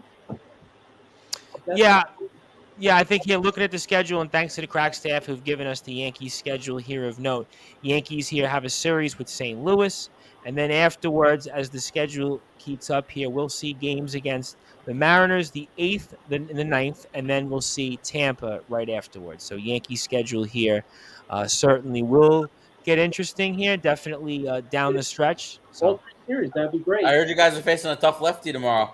Oh, yeah. Real tough. But we'll see. Like if they got to take 2 out of 3 against St. Louis, then go out to Seattle, hopefully take 2 out of 3 against them. That's all they got to do. Just like what they were doing before they got into this mini slump. Not mini slump, but now it's like a month-long slump. Ever since I think the walk-off win against the Astros. That was right a couple weeks back. Yep. They've been in a really bad slump. So hopefully they're going to get out of it. It would be great if they could pull this game out. Got to get 6 more outs, but we'll see. But Yankees 7:15 tomorrow, 2:15 Sunday, and we see the Yankees play the Mariners Monday, Tuesday, Wednesday, 10 o'clock, both times 10:10, and 4:10 Wednesday. So those games of note. And actually, in between the series with the Rays, we've got 3 with the Red Sox in Fenway Park. So that'll always be interesting. So we'll be on the air during Yankees Red Sox, so that'll be fun. So that'll be something that we'll get a lot to talk about here. And then obviously for the Mets coming up here short here, 9-6, and we'll get a Mets schedule here from the Croc staff. Shortly after the Braves series, we see games upcoming for them. We see the Cincinnati Reds Monday, Tuesday, Wednesday, 7:10, 1:10. And then we've got those Philadelphia Phillies, the Brew Force's beloved Philadelphia Phillies. We've got them in here for 3 games. Then we see the Braves once again. And John Gonzalez also. Enough note, Sunday's game is at 4:10, not 1:10, not 1:10, because Okay. the double header tomorrow. Buck asked Yes, the league to I push have it it back here. to 4 Yes, o'clock. I have it here. And 4:10. it has been announced that game 1 tomorrow will be Jake Odorizzi versus David Peterson. Game 2 will be Max Fried versus Max Scherzer. So you like how that was positioned there? No, not particularly. I'm going to see David Peterson now. Oh. I'll be at the West End. Can I ask you? Can you switch that ticket or you can't? Well, I'm actually going to be going to the Jets green and white practice tomorrow night at MetLife Stadium. Okay, well then you know what? You're probably better off going to the 110. Now you're doing 110 game and then from there to MetLife. Stop off at my parents' house first, but yes. Well, okay, but you're going to be racking up the miles there. I would love to know. And then I'll be at Citi Field Sunday for the game. Wow. So when it comes to like the iPhone app, if you have an iPhone, it tells you like on how many miles you've tracked. You're going to like break like record books for sure. No question for tomorrow. My car will tell me that. Well, that's a good point. Well, we'll see what the car brings up here. And I do have it noted. I have the Reds at 110. I have the Braves at 4:10 here. And John Gonzalez. The game is at 1:10. I'll be at the Wednesday game as well. Wow, all right. You're going to definitely be at Citi Field. So certainly we know where we can find Justin Gianelli at Citi Field. I will be living there. Three games. Well, I'll tell you what, a great place to live these days. And John Gonzalez says, not a Joe Buck fan, but his dad, Jack, was a legend. So I think that's I don't get the Joe Buck slander. Like, Joe Buck's a good announcer. Like, I don't get the Joe Buck slander. Like, people always just assume that he hates their team. Yeah, no matter what team you're a fan of. My life. Well, we spoke about this here in the past in Sportswire because this has come up during the NFL season, and I know that certain people kind of have their mixed feelings about Joe Buck. You know, I don't know, maybe. I think he's overrated, but I don't think he's horrible. Like, and I don't think he hates your team. You know what I mean? I could agree with that. I think he's a good announcer, but I think we put him on too high of a pedestal. Right. I think that's fair. I think that's reasonable. And John Gonzalez, I think this is for you, the Brew Force. He says, love Keith, but if it wasn't for Darryl Strawberry, he would have never been a Met. If it was Strawberry coming up in '83 that enticed Keith to agree to the trade to the Mets, he saw the Mets as an up-and-coming team when that trade was made in 1983. That's no, that's not true. That is false. Why are you shaking it? Because he didn't agree to the trade. He was pissed off when he got traded. What happened was Cashin, at the end of the year, talked to him, Keith, and his father, and Keith saw what was coming up, and that's what made him change his mind. But he was not happy about the trade to the Mets, that's for sure. I believe his brother Gary too was a big influence. And his brother. You're right. Yeah, his they were brother a big influence on convincing him after the 83 season. He had no control over getting traded to the Mets. That's right. So he was going to be there for the remainder of the 83 season. He was an upcoming free agent. Once Frank Cashin once he had the conversation with his father and his brother Gary, that's when he was convinced that the direction of the Mets was changing. With the young Darryl Strawberry, with the young Doc Gooden, they end up making more trades. Look at '85 with the trade, the '84 offseason into '85 for Gary Carter. The pieces were there, and Frank Cashin made the necessary moves to make it a championship team in 1986. Well, John Gonzalez is still sticking to it. He says 100% true story. I mean, it's John Gonzalez. He's saying it's true. Well, he's kind of right. Okay, tell me why, because I was also just at the Keith Hernandez game a month ago when he talked about his story about coming to the Mets. Okay, that makes sense. That's a good point because you heard him speak because you were there at the ceremonies last week. And I watched the documentary that SNY had. He's Keith Hernandez or something like that. And, Don't worry, they'll play it in December when the season's over. They'll play I'm sure hundreds of times. I'm sure. And I remember when it happened. There you go. I saw every game. I know he was not happy. Believe me, he was not happy. Well, he wasn't happy, I guess, or he was happy, but he is a New York Met, and he's a part of the team's history regardless. And Joe Dell wants to say 86 was genius. What was the trade, Hernandez? It was Neil Allen. Neil Allen, who had what, an okay career, right? Neil Allen and Rick Ownby. Yep. So Neil Allen wound up being a Yankee, right? Later on in his career, am I wrong in saying that Neil Allen was? He was a Yankee. Yeah, he was like a closer for a little while, right? He had an okay career. I wouldn't say a great career, but he had a respectable career. I mean, but obviously the ramifications of Keith being here is the fact that James DeSimone is asking the Brute Force about his opinions on Keith Hernandez. So obviously that made sense. And John Gonzalez is sticking to his story. He's sticking to it. He says, don't care what game you're at. The story is 100% true. I have Keith Hernandez's book right over here on my coffee table on the bottom. Well, don't read it out first because people they'll lose interest on us. Right? I could get it out and go to the part where he said that he wasn't happy. Okay, I mean, obviously, I'm sure that you and Mr. Gonzalez can have a private conversation about that, if that you may be. I mean, obviously, look, at the end of the day, it doesn't matter. He was a New York Met, is a part of New York Mets history, and that's that story I can't dispute because he was a New York Met. Whether he liked the trade or didn't like the trade, it don't really make a difference. He's here, and certainly he's a legend, and right now one of the best first basemen in franchise history now. And now what Pete Alonso's doing is going to end up, offensively they're totally different players, but there's hardly ever been a defensive first baseman, and Don Mattingly obviously too up there, but widely considered Keith Hernandez the greatest defensive first baseman of all time. I mean, what he meant to the Met organization and being the start of the change, and the franchise turning around, I think. He's forever a legend. The Brute Force Brothers, you should be pretty happy because thanks to James DeSimone, we've spent like 15 minutes on Keith Hernandez and kind of talking about his history and legacy. So I guess that's quite a contribution here because I think this is the longest I've spent on Keith Hernandez in like 3.5 years. I'm doing Sportswire radio. I mean, I'm happy to hear about Keith Hernandez. But we're in 2022, and we're trying to talk about the current team. And I want to get to the current Mets, but I have also people commenting, and people like to hear. I actually get a lot of comments. And Joe Dell wants to say, I thought he would never be as good as Dave Kingman, and he outplayed him big time. I mean, they're two totally different players here. I mean, I'm going to go to the 2022 Mets in a second. But, I mean, Dave Kingman was kind of like a Joey Gallo with like a little bit more rate of hitting home runs and an Adam Dunn type. I mean, Dave Kingman had some, nice years, but I mean, Keith Hernandez was an all-around baseball player. I would never compare Keith Hernandez and Dave Kingman for a second. Dave King Kong Kingman. Let's go back to the 2022 Mets because the Brute Force, Brad Weiss, I got a question for you from Jason Getz, and this was something I think that was off our Instagram clip, and that's Daniel Vogelbach. And Daniel Vogelbach's a stud, and you want to talk more about Daniel Vogelbach? Because I think that Jason Getz wants you to talk more about Daniel Vogelbach. Listen, I've said it a few times already. Vogelbach has proven me wrong from all my bad comments I had of him.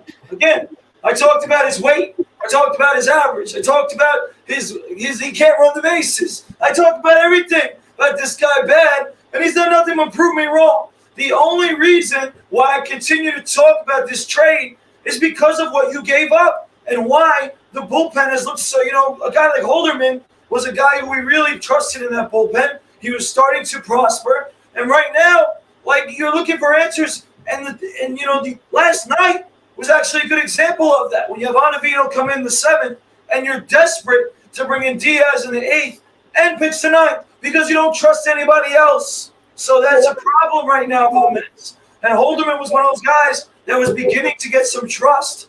So I'm not mad about Vogelbach. He's played extremely well for us. He's gotten on base. He's had good at-bats. He's done nothing to make me upset.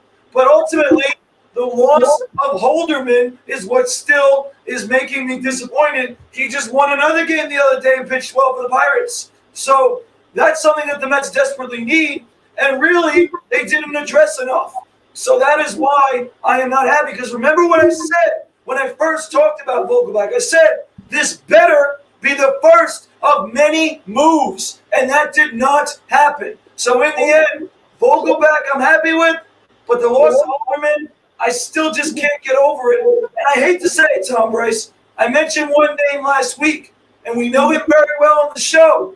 And I said, this might be the guy. I know you. I know where you're going. I know where you're going. I know where you're going. And that's Steven Nagosic, and he didn't pitch well. You know what? I didn't even want to bring him up because I like the guy, and he sucked on Tuesday. I mean, it was pretty bad. You know, to be fair to Brad's point, when Diaz came in the game, I don't think it was a planned 6-out save. Oh. Yo, he comes in because the middle of the order was coming up. Swanson, Olsen, Riley. And that was the right play. What Buck was hoping for was that in the bottom of the 8th, and the Mets had a couple of guys on too, that the Mets would tack on. And they didn't quite do that. You know, that's why Seth Lugo started getting up in the bullpen in case they started adding on. So it ended up being. I also think that Diaz talked them into that second inning as well by the reactions in the dugout. So I think there was a lot of differing factors. But the fact that some nights that's how you have to win games, it's not sustainable. And trading Holderman is tough. But now let's see Trevor May come back and pitch well. He had a decent appearance in his first game back. Lugo's looked better of late. So let's see what happens. You know, they're going into a doubleheader tomorrow. We'll see how they end up splitting it up.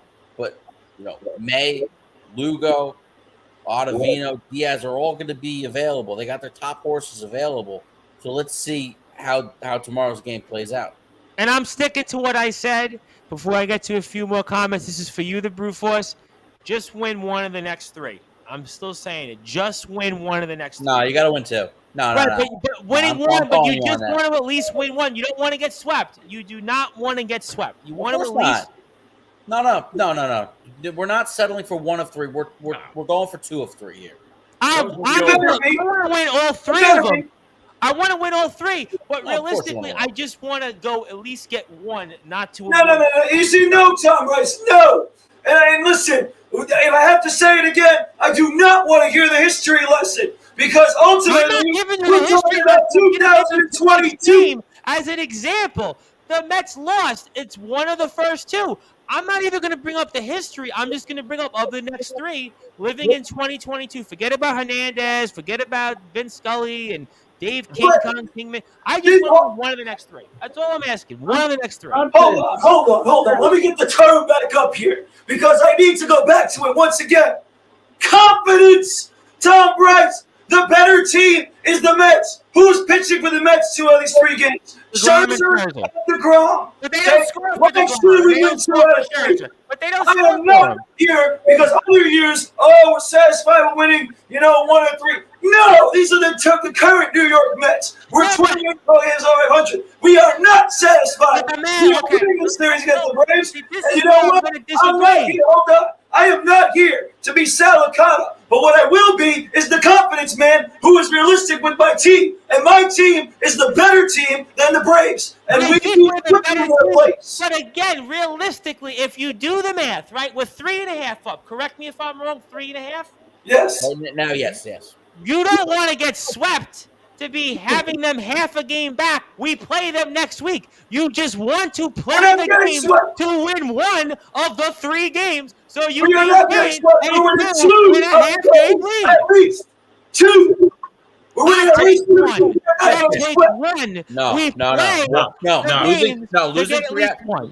Losing 3 out of 5 is unacceptable. You have to win 3 out of 5. Gotta win 2 more. You have Scherzer and DeGrom pitching 2 games. I don't want to hear about the offense crap. They will be fine. They'll scratch some runs off Max Fried. They'll score some runs off Spencer Strider.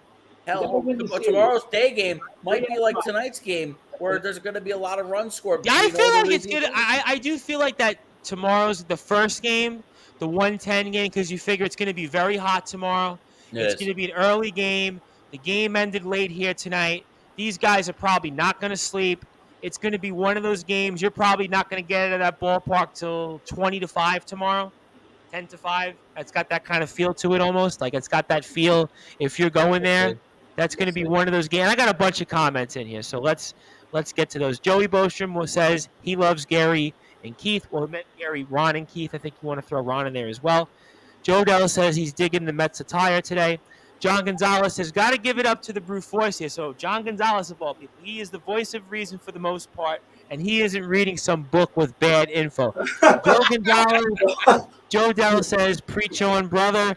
I guess maybe to the Brew Force, I said. And John also says, you got to respect a man with passion. Brute, you're the man. So, hey, John Gonzalez is giving you some a nod here, some almost sign of respect. Because here's the thing. For weeks, I've heard Tom Brace's history lesson about, oh, the Braves have done this in the past and this in the past. I don't want to hear about the past. I want to hear about 2022, where we could scratch the past away and show the Braves who's boss and who's going to be the boss. And that is the New York Mets, because we are the better team, and this is the time where we need to say we are, and we're going to win this series. I'll take a sweep, but I know realistically, once again, when you are playing a team, you just at the least want to get one in your pocket. That's all. It's a math game. It's a numbers game.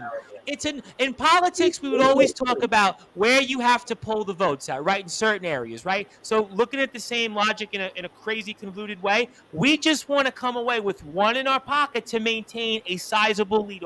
Because why? We have the Reds coming up, right? We should beat the Reds, right? Then we have the Phillies. So we know that with the Reds and Phillies coming up, we should be fine. That's why all we want to do is at least get just one. That's all. No. And James D. Simone wants to say, why is the door locked? Is your door locked, by the way? Because James D. Simone's knocking on the door. Why wouldn't it be locked? He's saying the door is locked, though. Why wouldn't it be locked? I just let intruders in every week. I mean, come on. No, you're in Plainview, though. It's not like East New York. I mean, in East New York, I'd say, please put a barricade on. Please, I'm sorry for our listeners in East New York, but if I was in East New York right now, I'd put like tinted windows in front of my property and my house. I mean, but where you live in Plainview, it's like suburbia. It's like there was the movie Pleasantville. It's like, yeah, you just leave the door open. Listen, you know, the one thing that's been going on here on Long Island, I know Justin Gianelli probably hears it, Chris too. People around here trying to get into cars, so you better lock your car, because people. It's not about the houses, but they want the catalytic converters. Yeah, they don't want your car; they just want the catalytic converter. Yeah. But still, they're trying to get it. More of an issue. But have you heard the door, though? Have you heard somebody on the door, though, Brad? Maybe somebody coming in. I gotta go check the door now, because I might actually have to believe these 17-year-olds that they're outside my door. So I might have to check that in a second, but I want to make sure before I do anything that I put the voice of reason into Tom Brace's encyclopedia that the New York Mets are better than the Atlanta Braves, and we need to put them in their place. We need to expand the lead. And like Justin eloquently said months ago, the Mets' schedule is weaker at the end of the season in September, late August. And now, right, if you put them a little further back, right, and then you really make that push, right, then they're going to be falling back, and finally, they'll start to play some competition, and that's when they'll choke. Right, I got all that, though. I got all that, but again, based off what you just said. Don't let them leave Citi Field with this word. Don't let them leave Citi Field with this word. If they win 3 out of 5, they're going to be confident. No, they're not. They gained one game. Whoop-de-doo. If they take 4 out of 5, yeah, they're going to have real confidence. But guess what? It doesn't matter. If it's one game, but if the Braves win 3 out of 5, that means they cut into the lead. They're going to feel good about themselves. You can't let them feel good about themselves, especially when Max Scherzer and Jacob deGrom take them down for 2 of those 3 games. I want all 3 of the 3 as a competitor. We all want all 3, but we all know the Braves are a great baseball team, and that's probably not realistic. No, it's not. I think somebody's going to get 2 out of the 3. Take 2 out of 3, and then you're back up to 4.5 games, and then you go into the series with the Reds and the Phillies at home. Well, those series I do feel like that the Mets should do, even though the Phillies are on a roll. I do feel like those series certainly match up well. They match up well against the Phillies. Yes, they played very well. And I believe they're 9-3 so far. Yeah. As for the Braves next week, they have 2 with Boston and 4 with Miami. Oh boy. That's. They're gonna listen. They're gonna beat up on them. But I mean, one of them's a doubleheader, so that could make that series a little bit tougher for Miami. Joe Darrell says the brute force speaks for every Metsy on the planet Earth. So it seems like Joe Darrell, you've won him over. John Gonzalez says, "Is it Dolan time yet? He's on a roll. Got to do it now." I got to tell you though, at this time of night, you know what? I hate to say it, and I love Randy Dillon, but I think people they like hearing baseball right now. I mean, hockey. I mean, I got like a lot more people tuned in than the whole show tonight. I had a lot of people tuned in. I will say, we did touch on the passing of Vin Scully. I think we need to do right and touch on the passing of Bill Russell. Yeah. You know what? That's a good one. I will actually get into Bill Russell. In fact, you know what? That's a good one because then we can move off into closing thoughts. And before I do that, James DeSimone says Cooper is waiting too. Now I feel like he's not really on the door. Now I feel like that James DeSimone is not in front of your house because he says, "Open the door. Your dog is waiting." Your dog's not waiting for you. No, but I'll be right back. I want to see if this is true. I'll be right back. All right, so I guess then while we wait for the brute force to come back, we will talk about the passing of Bill Russell because I do think Justin makes a great point. So let's go off baseball and talk about that. So I'll go with Justin first, and I'll come with Chris and Rob because I'm sure they'll have a thought on. So what was the passing of Bill Russell? What did it mean to you? As somebody who understands the history of the game and obviously somebody who didn't get a chance to watch Bill Russell play for those great Celtic teams, I mean, the man was an ultimate winner, the greatest champion of all time. I mean, he won 11 NBA titles in 13 seasons. An absolute dynasty that we'll never see again, I think, in any form of sports. Winning 11 championships in 13 seasons. I mean, it's utterly ridiculous. I mean, he won 2 national championships at the University of San Francisco. The guy just won, and he was a key member of each and every team. And at the end, he was a player coach with the Celtics. I mean, one of the greatest defensive players of all time. I mean, the block shot, the rebound, it was a decent scorer. I mean, obviously you're not going to see his numbers at the top of the scoring lists, but I mean, Bill Russell just exemplified greatness, and he exemplified what it meant to be a champion. And he carried that legacy all the way up until the end of his life. I mean, seeing him at NBA functions, the MVP trophy of the NBA Finals is named after Bill Russell. So, he was an NBA giant, and to lose 2 giants in their industry. Like 24 hours, right? 24 or 36 hours? About 36 hours. Yeah. Bill Russell passed away on Sunday, and Vin passed away Tuesday night. Another guy, an undisputed GOAT when it comes to... And I think also a Presidential Medal of Freedom, right? Did he get something? Wasn't he rewarded? Obama reward him, I feel like? Did I miss it? Yes. Both Vin Scully and Bill Russell. I don't remember if the Bill Russell one was under President Obama. It might have been, but definitely Vin Scully got it in 2016. But just an absolute champion that was widely respected. But I think he's gotten too much disrespect in the media in terms of because we always want to have the conversation. Oh, the greatest of all time, the greatest players of all time. Bill Russell doesn't get mentioned enough, and I think that's not fair to him. I think his career, just because some of the numbers might not be where you'd like it, you got to look at his career in totality. And to me, it's a top 5 career of all time. Absolutely, and 2010 he was awarded a Presidential Medal of Freedom. Under President Obama, yes. And John Gonzalez, before I get to more on Bill Russell, says, think ratings, you can't sacrifice Dolan time for Randy. Well, Randy's not here with us, and I think people right now, hockey's it's not in season. So unfortunately, there really is no reason to have Randy on at the moment, regardless. But I mean, for you, Rob Maraska, Bill Russell, I mean, obviously a giant among sports and certainly had a big impact. And what was your memories of Bill Russell before I get to Yeah, definitely a giant. And like Justin said, 11 NBA titles. Just think about that. You want the Knicks to win 1, Please. 11. Please. So he's one of the greatest of all times. Also, a great guy for the game, ambassador for the game. I mean, those Celtic teams, people who weren't into basketball used to watch the Celtics because of guys like Bill Russell. So, it's sad. Him and Vin Scully within, a day or so, both gone. But, one of the greatest of all times. For you, Chris, I mean, give me a thought on the passing of Bill Russell. I think just saying that he's the greatest champion of all time, for basketball, 11 championships, and I think he was the first black head coach, wasn't he? And won a championship too, right? Twice as a coach, right? Yes, 2 times. Yeah, 2 of his 11 NBA championships as a player were also as a coach. Pretty amazing. I mean, it's something that we'll never see again, especially in this day and age with free agency and salary cap and all that. So, just one of those guys that just a legend. We'll never see a player, coach.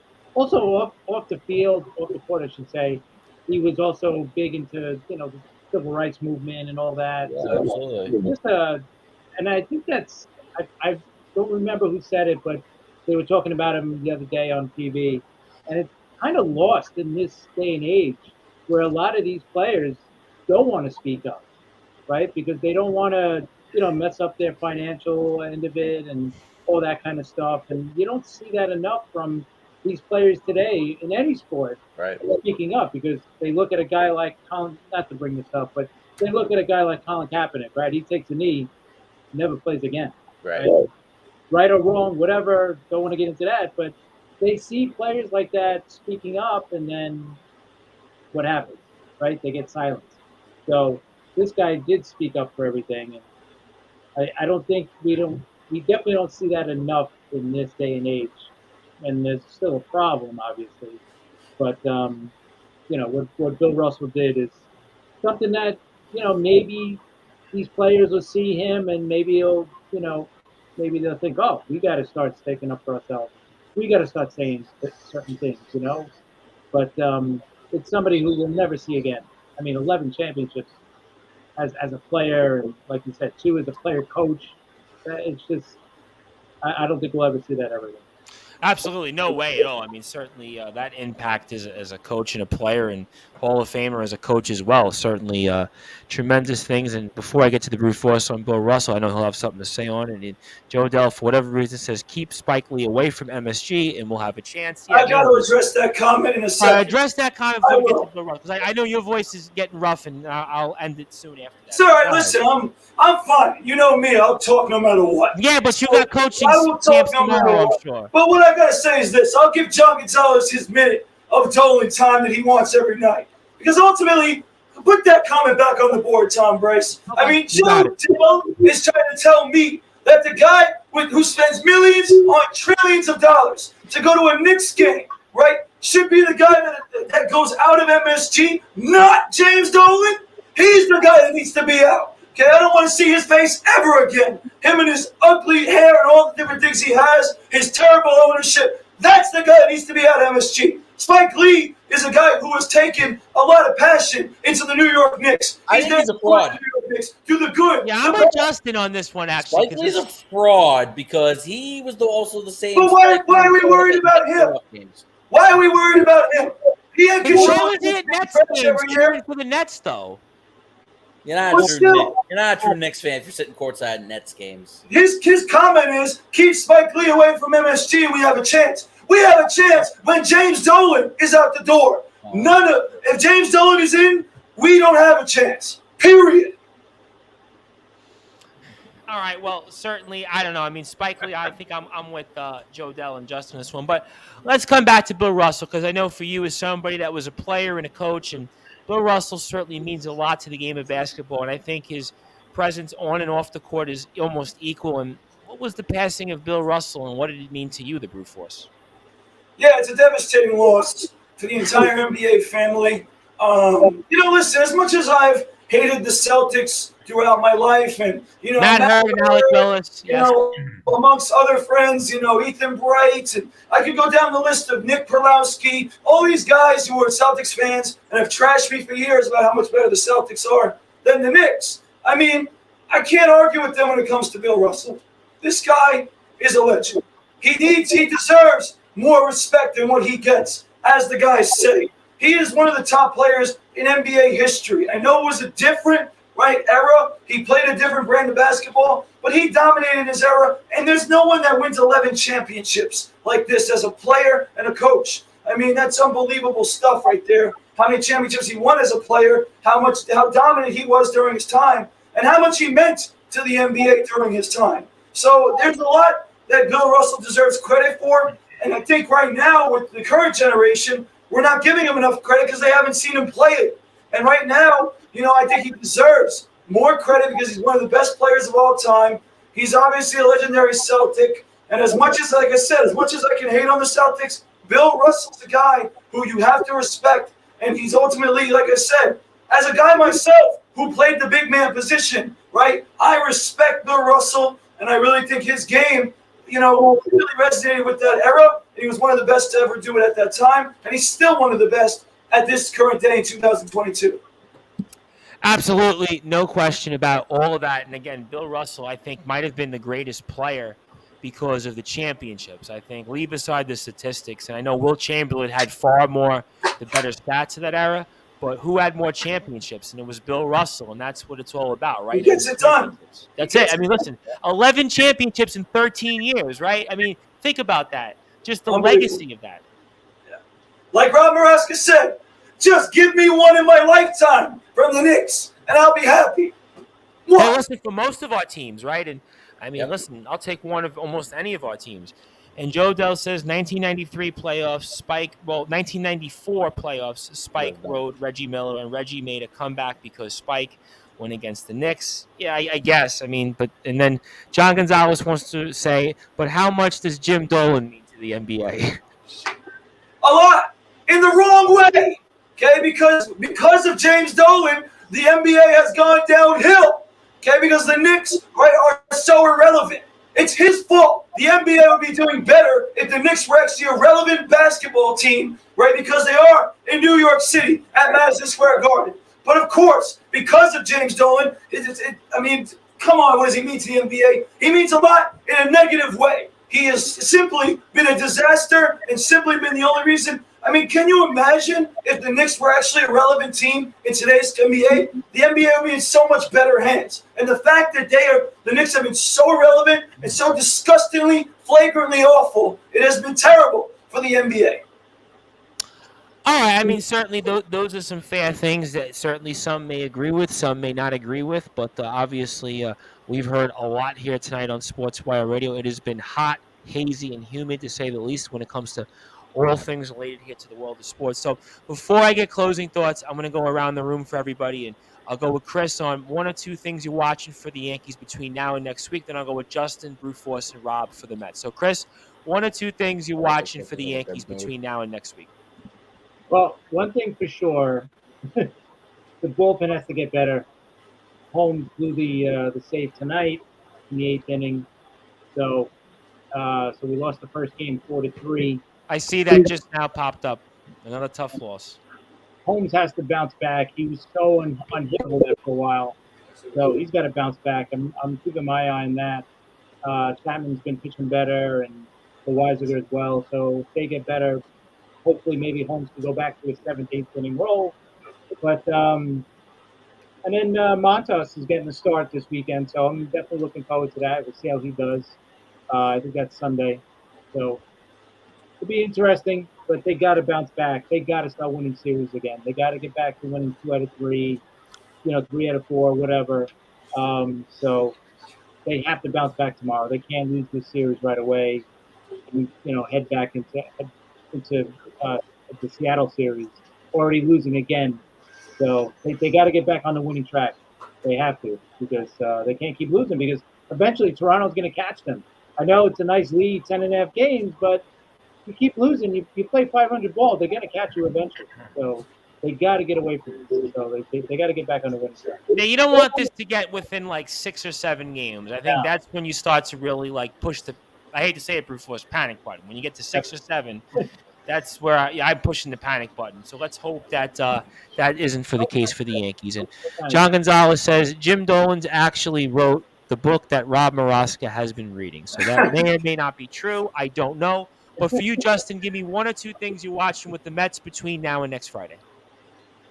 Yeah, I mean, again, we're 2 games into this big 5-game series with the Atlanta Braves, and so far it's split a game apiece. And you know what? We'll see what happens tomorrow in the first game. It looks like that's going to be really the crapshoot game between Jake Odorizzi and David Peterson. Look for them to score runs early and often, and hopefully Peterson pitches well. He pitched pretty well against the Braves the last time. He had just given up that 2-run homer. It was either Austin Riley or Matt Olson, and then the offense that game couldn't really do a whole heck of a lot, and that was the one game they lost in that last series against the Braves, down in Atlanta. So, let's see. Pitched 4 1/3, pretty good innings in AAA his last start, because they wanted to keep him stretched out. So at least you could feel confident that maybe Peterson can get you through 5, hopefully 5 1/3, and then use the bullpen as the game kind of dictates. We'll see where things are at. And then you got the night game. You got Max Scherzer on the mound. You got Jacob deGrom going Sunday at 4:00. So, I mean, you got the pitching lined up. And I mean, listen, the Mets have one of the best starting rotations in baseball, and it's what's going to carry them. Even though this lineup's been good, one of the things that's interesting is that I guess it'll be the second game now because Max Fried is starting game 2 for the Braves. But Buck Showalter said that Darren Ruff will start at first base one of the 2 games tomorrow, and that'll be good to get Pete off his feet. Pete will obviously be the DH, so you'll still have his bat in the lineup. But ever since Dominic Smith went down, Pete's been there every day at first base, and he's been our horse. He's been our stalwart in the middle of the lineup, and he's been absolutely amazing. But keeping him as fresh as possible or keeping that bat in the lineup, I think really is the blessing of having the DH. So it's going to be fun. And then obviously they got 3 with the Reds before an off day. Those are games you have to take advantage of. So it's a big week upcoming. Absolutely, no question about all of that. And for you, Mr. Maraska, give me 1 or 2 things you're watching with the Mets between now and next Friday. 2 things. Okay, I'm going to give you 2 things. All right, I want the Mets to win 2 out of the remaining 3. First of all, not 1, but 2. 1 is not enough. 1 is not satisfactory. 2 is what I want to see. And the second thing I want to see Daniel Vogelbach steal a base. Okay. That's asking a lot, Nebraska. That's asking a lot. It is asking a lot, but come on. Who doesn't want to see that? Well, that'll be interesting. I'll tell you what, that'll definitely be the price of admission. Yeah. It's like a train going down, I wouldn't want to be in the way of that one. No, I wouldn't, and I don't know if I'd want to be the base path. I don't know if I want to be Daniel Vogelbach. I don't want to know if I'd be the Atlanta Braves, but we'll see that. Maybe wishful thinking. I don't know, but the brute force. Before we get to closing thoughts from the gang, 1 or 2 things you're watching with the Mets between now and next Friday.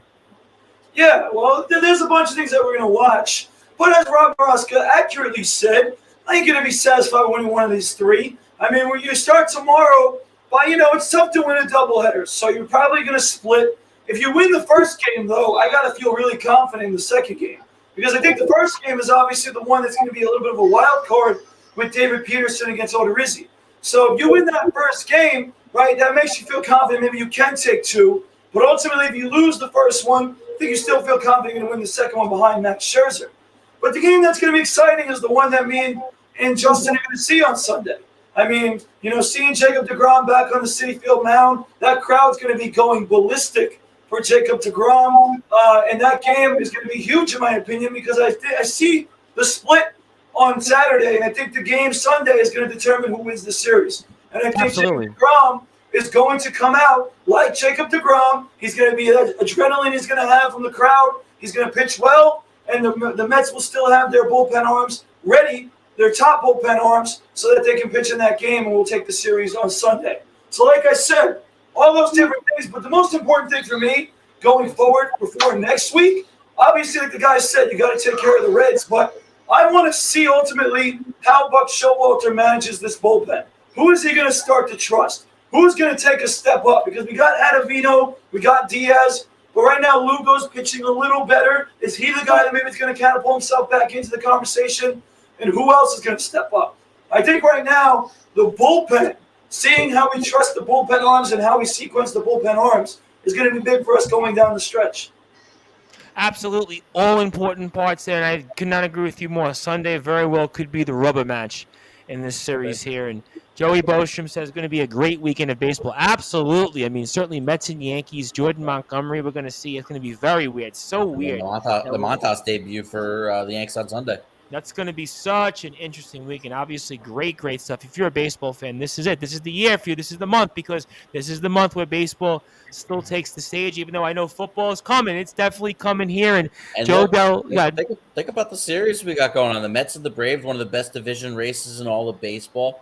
You got the Yankees and Cardinals, a very historic matchup, long time ago, but multiple World Series matchups. Yep, back in the 60s, sure. Lots of history. You got the Dodgers and Padres. Oh, by the way, the Dodgers are absolutely steamrolling the Padres. I even think Blue Jays Twins is a wild series. That's an interesting series there. Blue Jays Twins, a lot on the line there. Yep. A lot of good matchups. Really a lot of good matchups. And, but I mean, the biggest surprise, it's just an absolute steamroll. 8-0 Dodgers in the 5th inning. Yeah, no, listen, the Dodgers right now, like I think you said, they were on a pace for 111. They may get there. And Joe Dell wants to remind us here, Vogelbach will hit another grand slam this week. Well, I'll tell you what, he's been good. I'll take a couple of hits here. And John Gonzalez says, "You're a trip, Joe, LOL," meaning I guess Joe Dell, I think he's saying LOL to Joe Dell. That very well might be the case, but we certainly have had a lot that we've covered here on Sportswire Radio. So I'll get to the guys here for closing thoughts. Let's go with Chris here first. Chris, I want to give you the floor. Anything you want to plug, share, say here on Sportswire Radio. Really enjoyed the Talking Rivals show this week. Obviously, also happy birthday to Sharman. Want to give Sharman Phillip a very happy birthday, happy belated birthday. Thanks, Sharman, for all he has done for us here on Sportswire Radio, providing his content for us here with you at the Liftoff Jets. So I turn it over to you. Anything you want to plug, share, say, and the floor is yours, and fire away. Well, hopefully we'll be back. Thank you again, as always. Great show, guys. Hopefully we'll be back with the Liftoff Jets show this week. Sharman was on vacation, so hopefully we'll get one going this week. Of course, Talking Rivals, we'll get you Monday, Tuesday, around there. We'll definitely be talking, the trades again, and about what's going on with the Yankees now. Like, they have to get rolling. They have to fix themselves by the end of this month. You can't go into September, the way they are now, playing 500 balls. It's just not. You just can't do it. It's, number one, I was just saying, Toronto could get hot. Tampa Bay could get hot. One of those teams, and Baltimore's been playing so great, Baltimore's over 500 still, and they're right there also. Can't count them out. They won another game tonight. Yeah. I mean, they're just playing great ball. So definitely getting a little worried, but I'm not, I'm not panicking, but I'm definitely concerned about the Yankees right now. But hopefully, we'll try to break that down, and then lift off. We'll start talking Jets, and we'll be previewing their first preseason game next week. So that should be fun too. So look forward to that. At Talking Rivals, at Liftoff Jets, and me, I'm at CP7NY. Excellent stuff. Cannot wait for all of that. Great work for all that you do for us here on Sportswire Radio. Justin, I want to give you the floor, give you some closing thoughts. Also enjoyed the baseball banter. I know that John Stewart was back with you here this past week, so I enjoyed John with us. So I'm going to give you the floor, give you some closing thoughts. Anything you want to plug, share, say for us, and far away, my friend. Sure. I'm looking forward to being at the ballpark this weekend. Against the Atlanta Braves. I'm looking forward to watching this Dodgers and Padres series. I'm gonna probably stay up until the end of this one tonight. Even though it might go to 1:30. Whatever. I'm not waking up early tomorrow. Like you said, there's a lot of big series. The next baseball banter will probably be recorded Sunday night after the Met game, and Dodgers Padres is Sunday night baseball. So, a lot of talk on the passing of Vin Scully. More, continue to reflect on what was a wonderful life and an incredible career. I just don't think as much tribute as we could give Vin Scully, I don't know if it'll ever be enough because that's the kind of impact he had on so many lives. So look for that. Look for some pieces about the trade deadline and then some of the weekend series. That's should be what's upcoming next to the next baseball banter. So you can follow me at JGNLE12 and at BBallBanterSM. All great stuff, and have fun here, Justin, because you have some weekend. Like I said, you got Jets practice, you got 2 Met games in between, and I mean, like I said, the miles on the car are definitely going to add up, but definitely worth it here. And Joe Dell says Vin Scully's voice was baseball. Amen to that. I will say though, from my parents' house to MetLife Stadium is only 1.5 miles. Oh, okay, that's not too bad. Yeah, I figured it wasn't that far anyway. So basically, knowing you are from playing there in high school with the baseball teams and about Golden Bears, I figured that. So that makes sense. East Rutherford. Yeah, I figured that. That I knew even. And for you, Mr. Maraska, I want to give you the floor, give you some closing thoughts. Obviously, enjoyed your content as always with us here. So I turn it over to you. Anything you want to plug or say, or fire away, my friend. Another great show, guys. Just going to be looking at that the middle of the Mets bullpen and see what's going to go on. That's the key. Getting to Diaz. Finally, like I can't believe how we used to complain about him, and now he's back to being the man again. So, I would make the case he might be the best closer in baseball this year. It's just for a while we had Holmes, but now it's got to be Diaz. How's that trade turned around? Really, right now he's the best in baseball, and no one could say otherwise. Definitely the best closer in baseball right now. So looking forward to the games this weekend and next week. There's a lot of great games, and looking forward to seeing them and talking about them next week.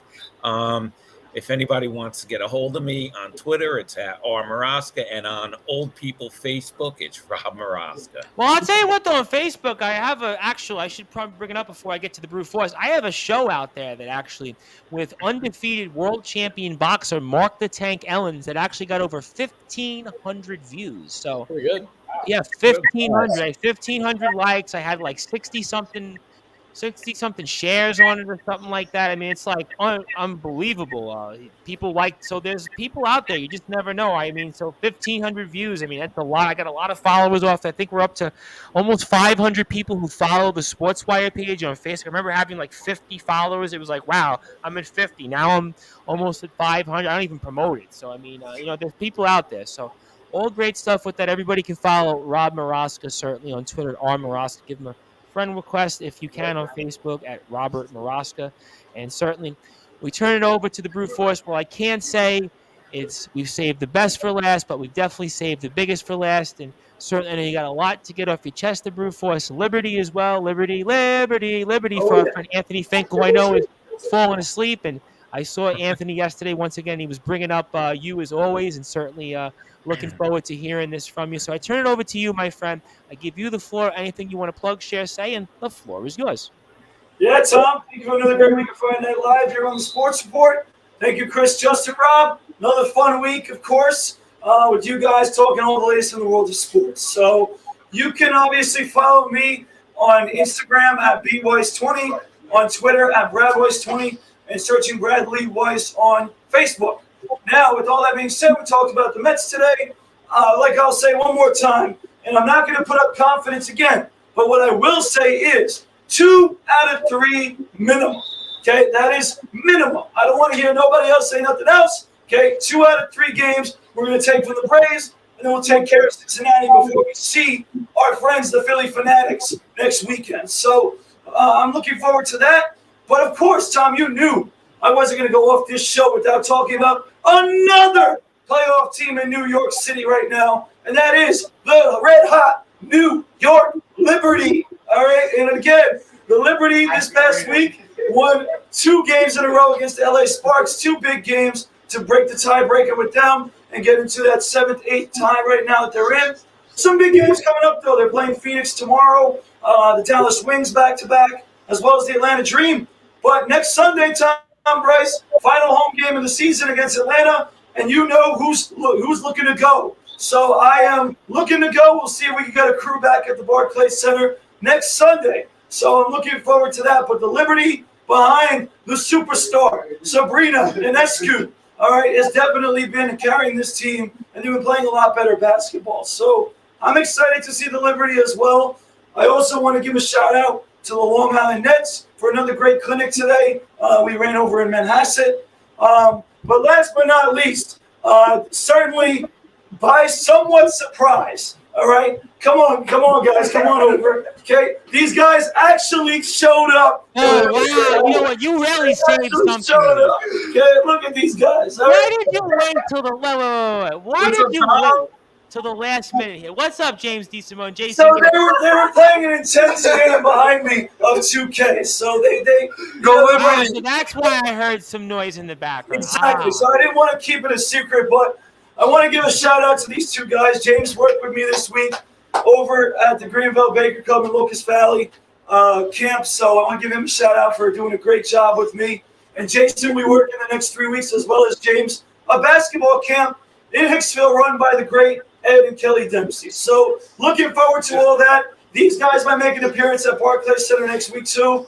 And hopefully soon enough they'll make an appearance on the show, talking all the latest in the world. Well, they were here. I mean, you could have had them here for, what were they here, for 35 minutes? Right. But, James kind of is a football, basketball guy, so he'll be on the show. We've been outside for 30 minutes, Tom. 30 minutes. Yeah, knowing the brute force, I believe that. I thought all along. Tom, you know as well as everybody, I'm laser focused when I come on this show. So I can't blame you, because all the time I'm on live, whether it's like during the day or now, I'll always have like somebody come in my house and knock on the door, and I just sit there like I just pretend they don't exist. So trust me, exactly. So Jace is going to join us for baseball playoffs. James will join us for basketball and football. Football, we're not that far away from. We'll be talking football probably in like 2 weeks, I would say. They'll definitely come on for that. So tonight they're too busy playing a game over there, but. For me, I'm extremely excited. What game are they playing again, by the way? They're playing at 2K right now. Well, we're doing. You should probably notice. We're actually interviewing professional game streamers now on Sports. But we had a guy Sunday. By the way, one more thing I have to mention. I can't forget it, Tom Bryce. Breaking news. For SJ New York. Matt Hurd will be returning to the team next year. Oh, that's a bombshell. He will be returning. He sent me the message yesterday. He will be returning. And we also might have a big guest in store coming up soon.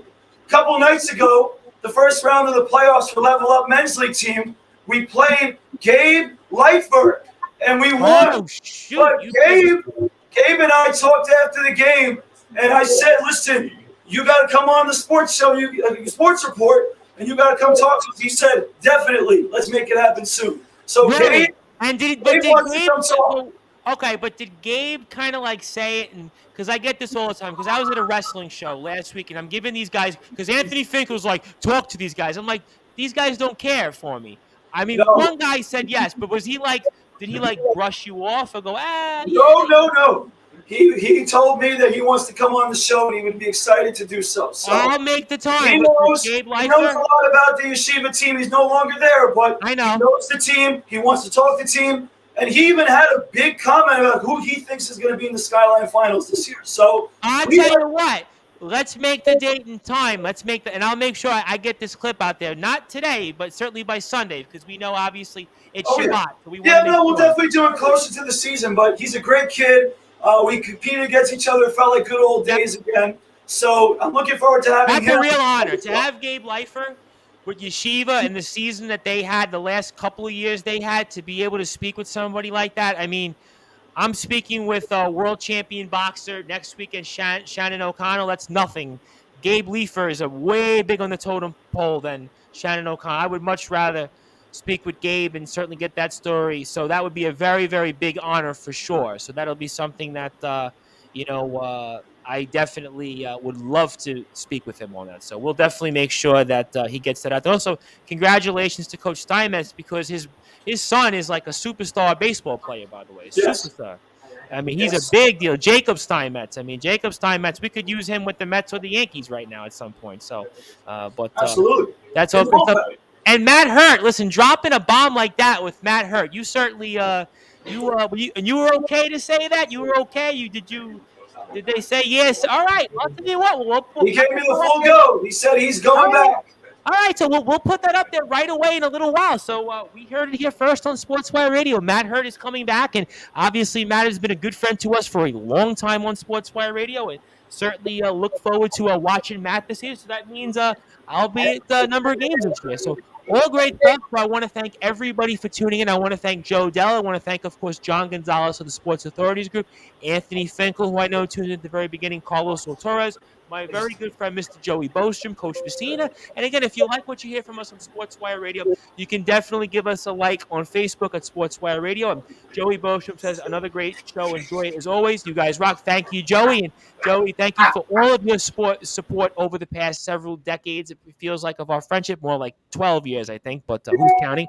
But definitely sportnarium.com/play. We'll have all new content in a little while, and we'll be back on the air Monday afternoon, Monday evening with Pro Gamer K Rose, who has 22,000 followers on Instagram. Looking forward to that. Also, Monday afternoon, Champ Rogers. So we'll have much more announcements in the meantime. But we are here with Chris Bizet of the Liftoff Jets and the Talking Rivals, Justin Gianelli, a busy man in his own right this weekend with the Baseball Banter Show, Rob Maraska, and the brute force Brad Weiss, who certainly had some packing-like comments, action-packed, and even brought us Jason Getz and James DeSimone here. And Jason's been with us here before in the past. So all great stuff. So thank you, everyone, for watching. Thank you, everyone, for listening. We'll be back here coming up Monday night. And if you're on sportnarium.com/play, you'll get some brand new content here very soon. And we'll be back. Thank you, everyone. Have a good night on the number one global radio station that is Sportswire Radio. I am the host of the Sports Report and the station manager here of Sportswire Radio.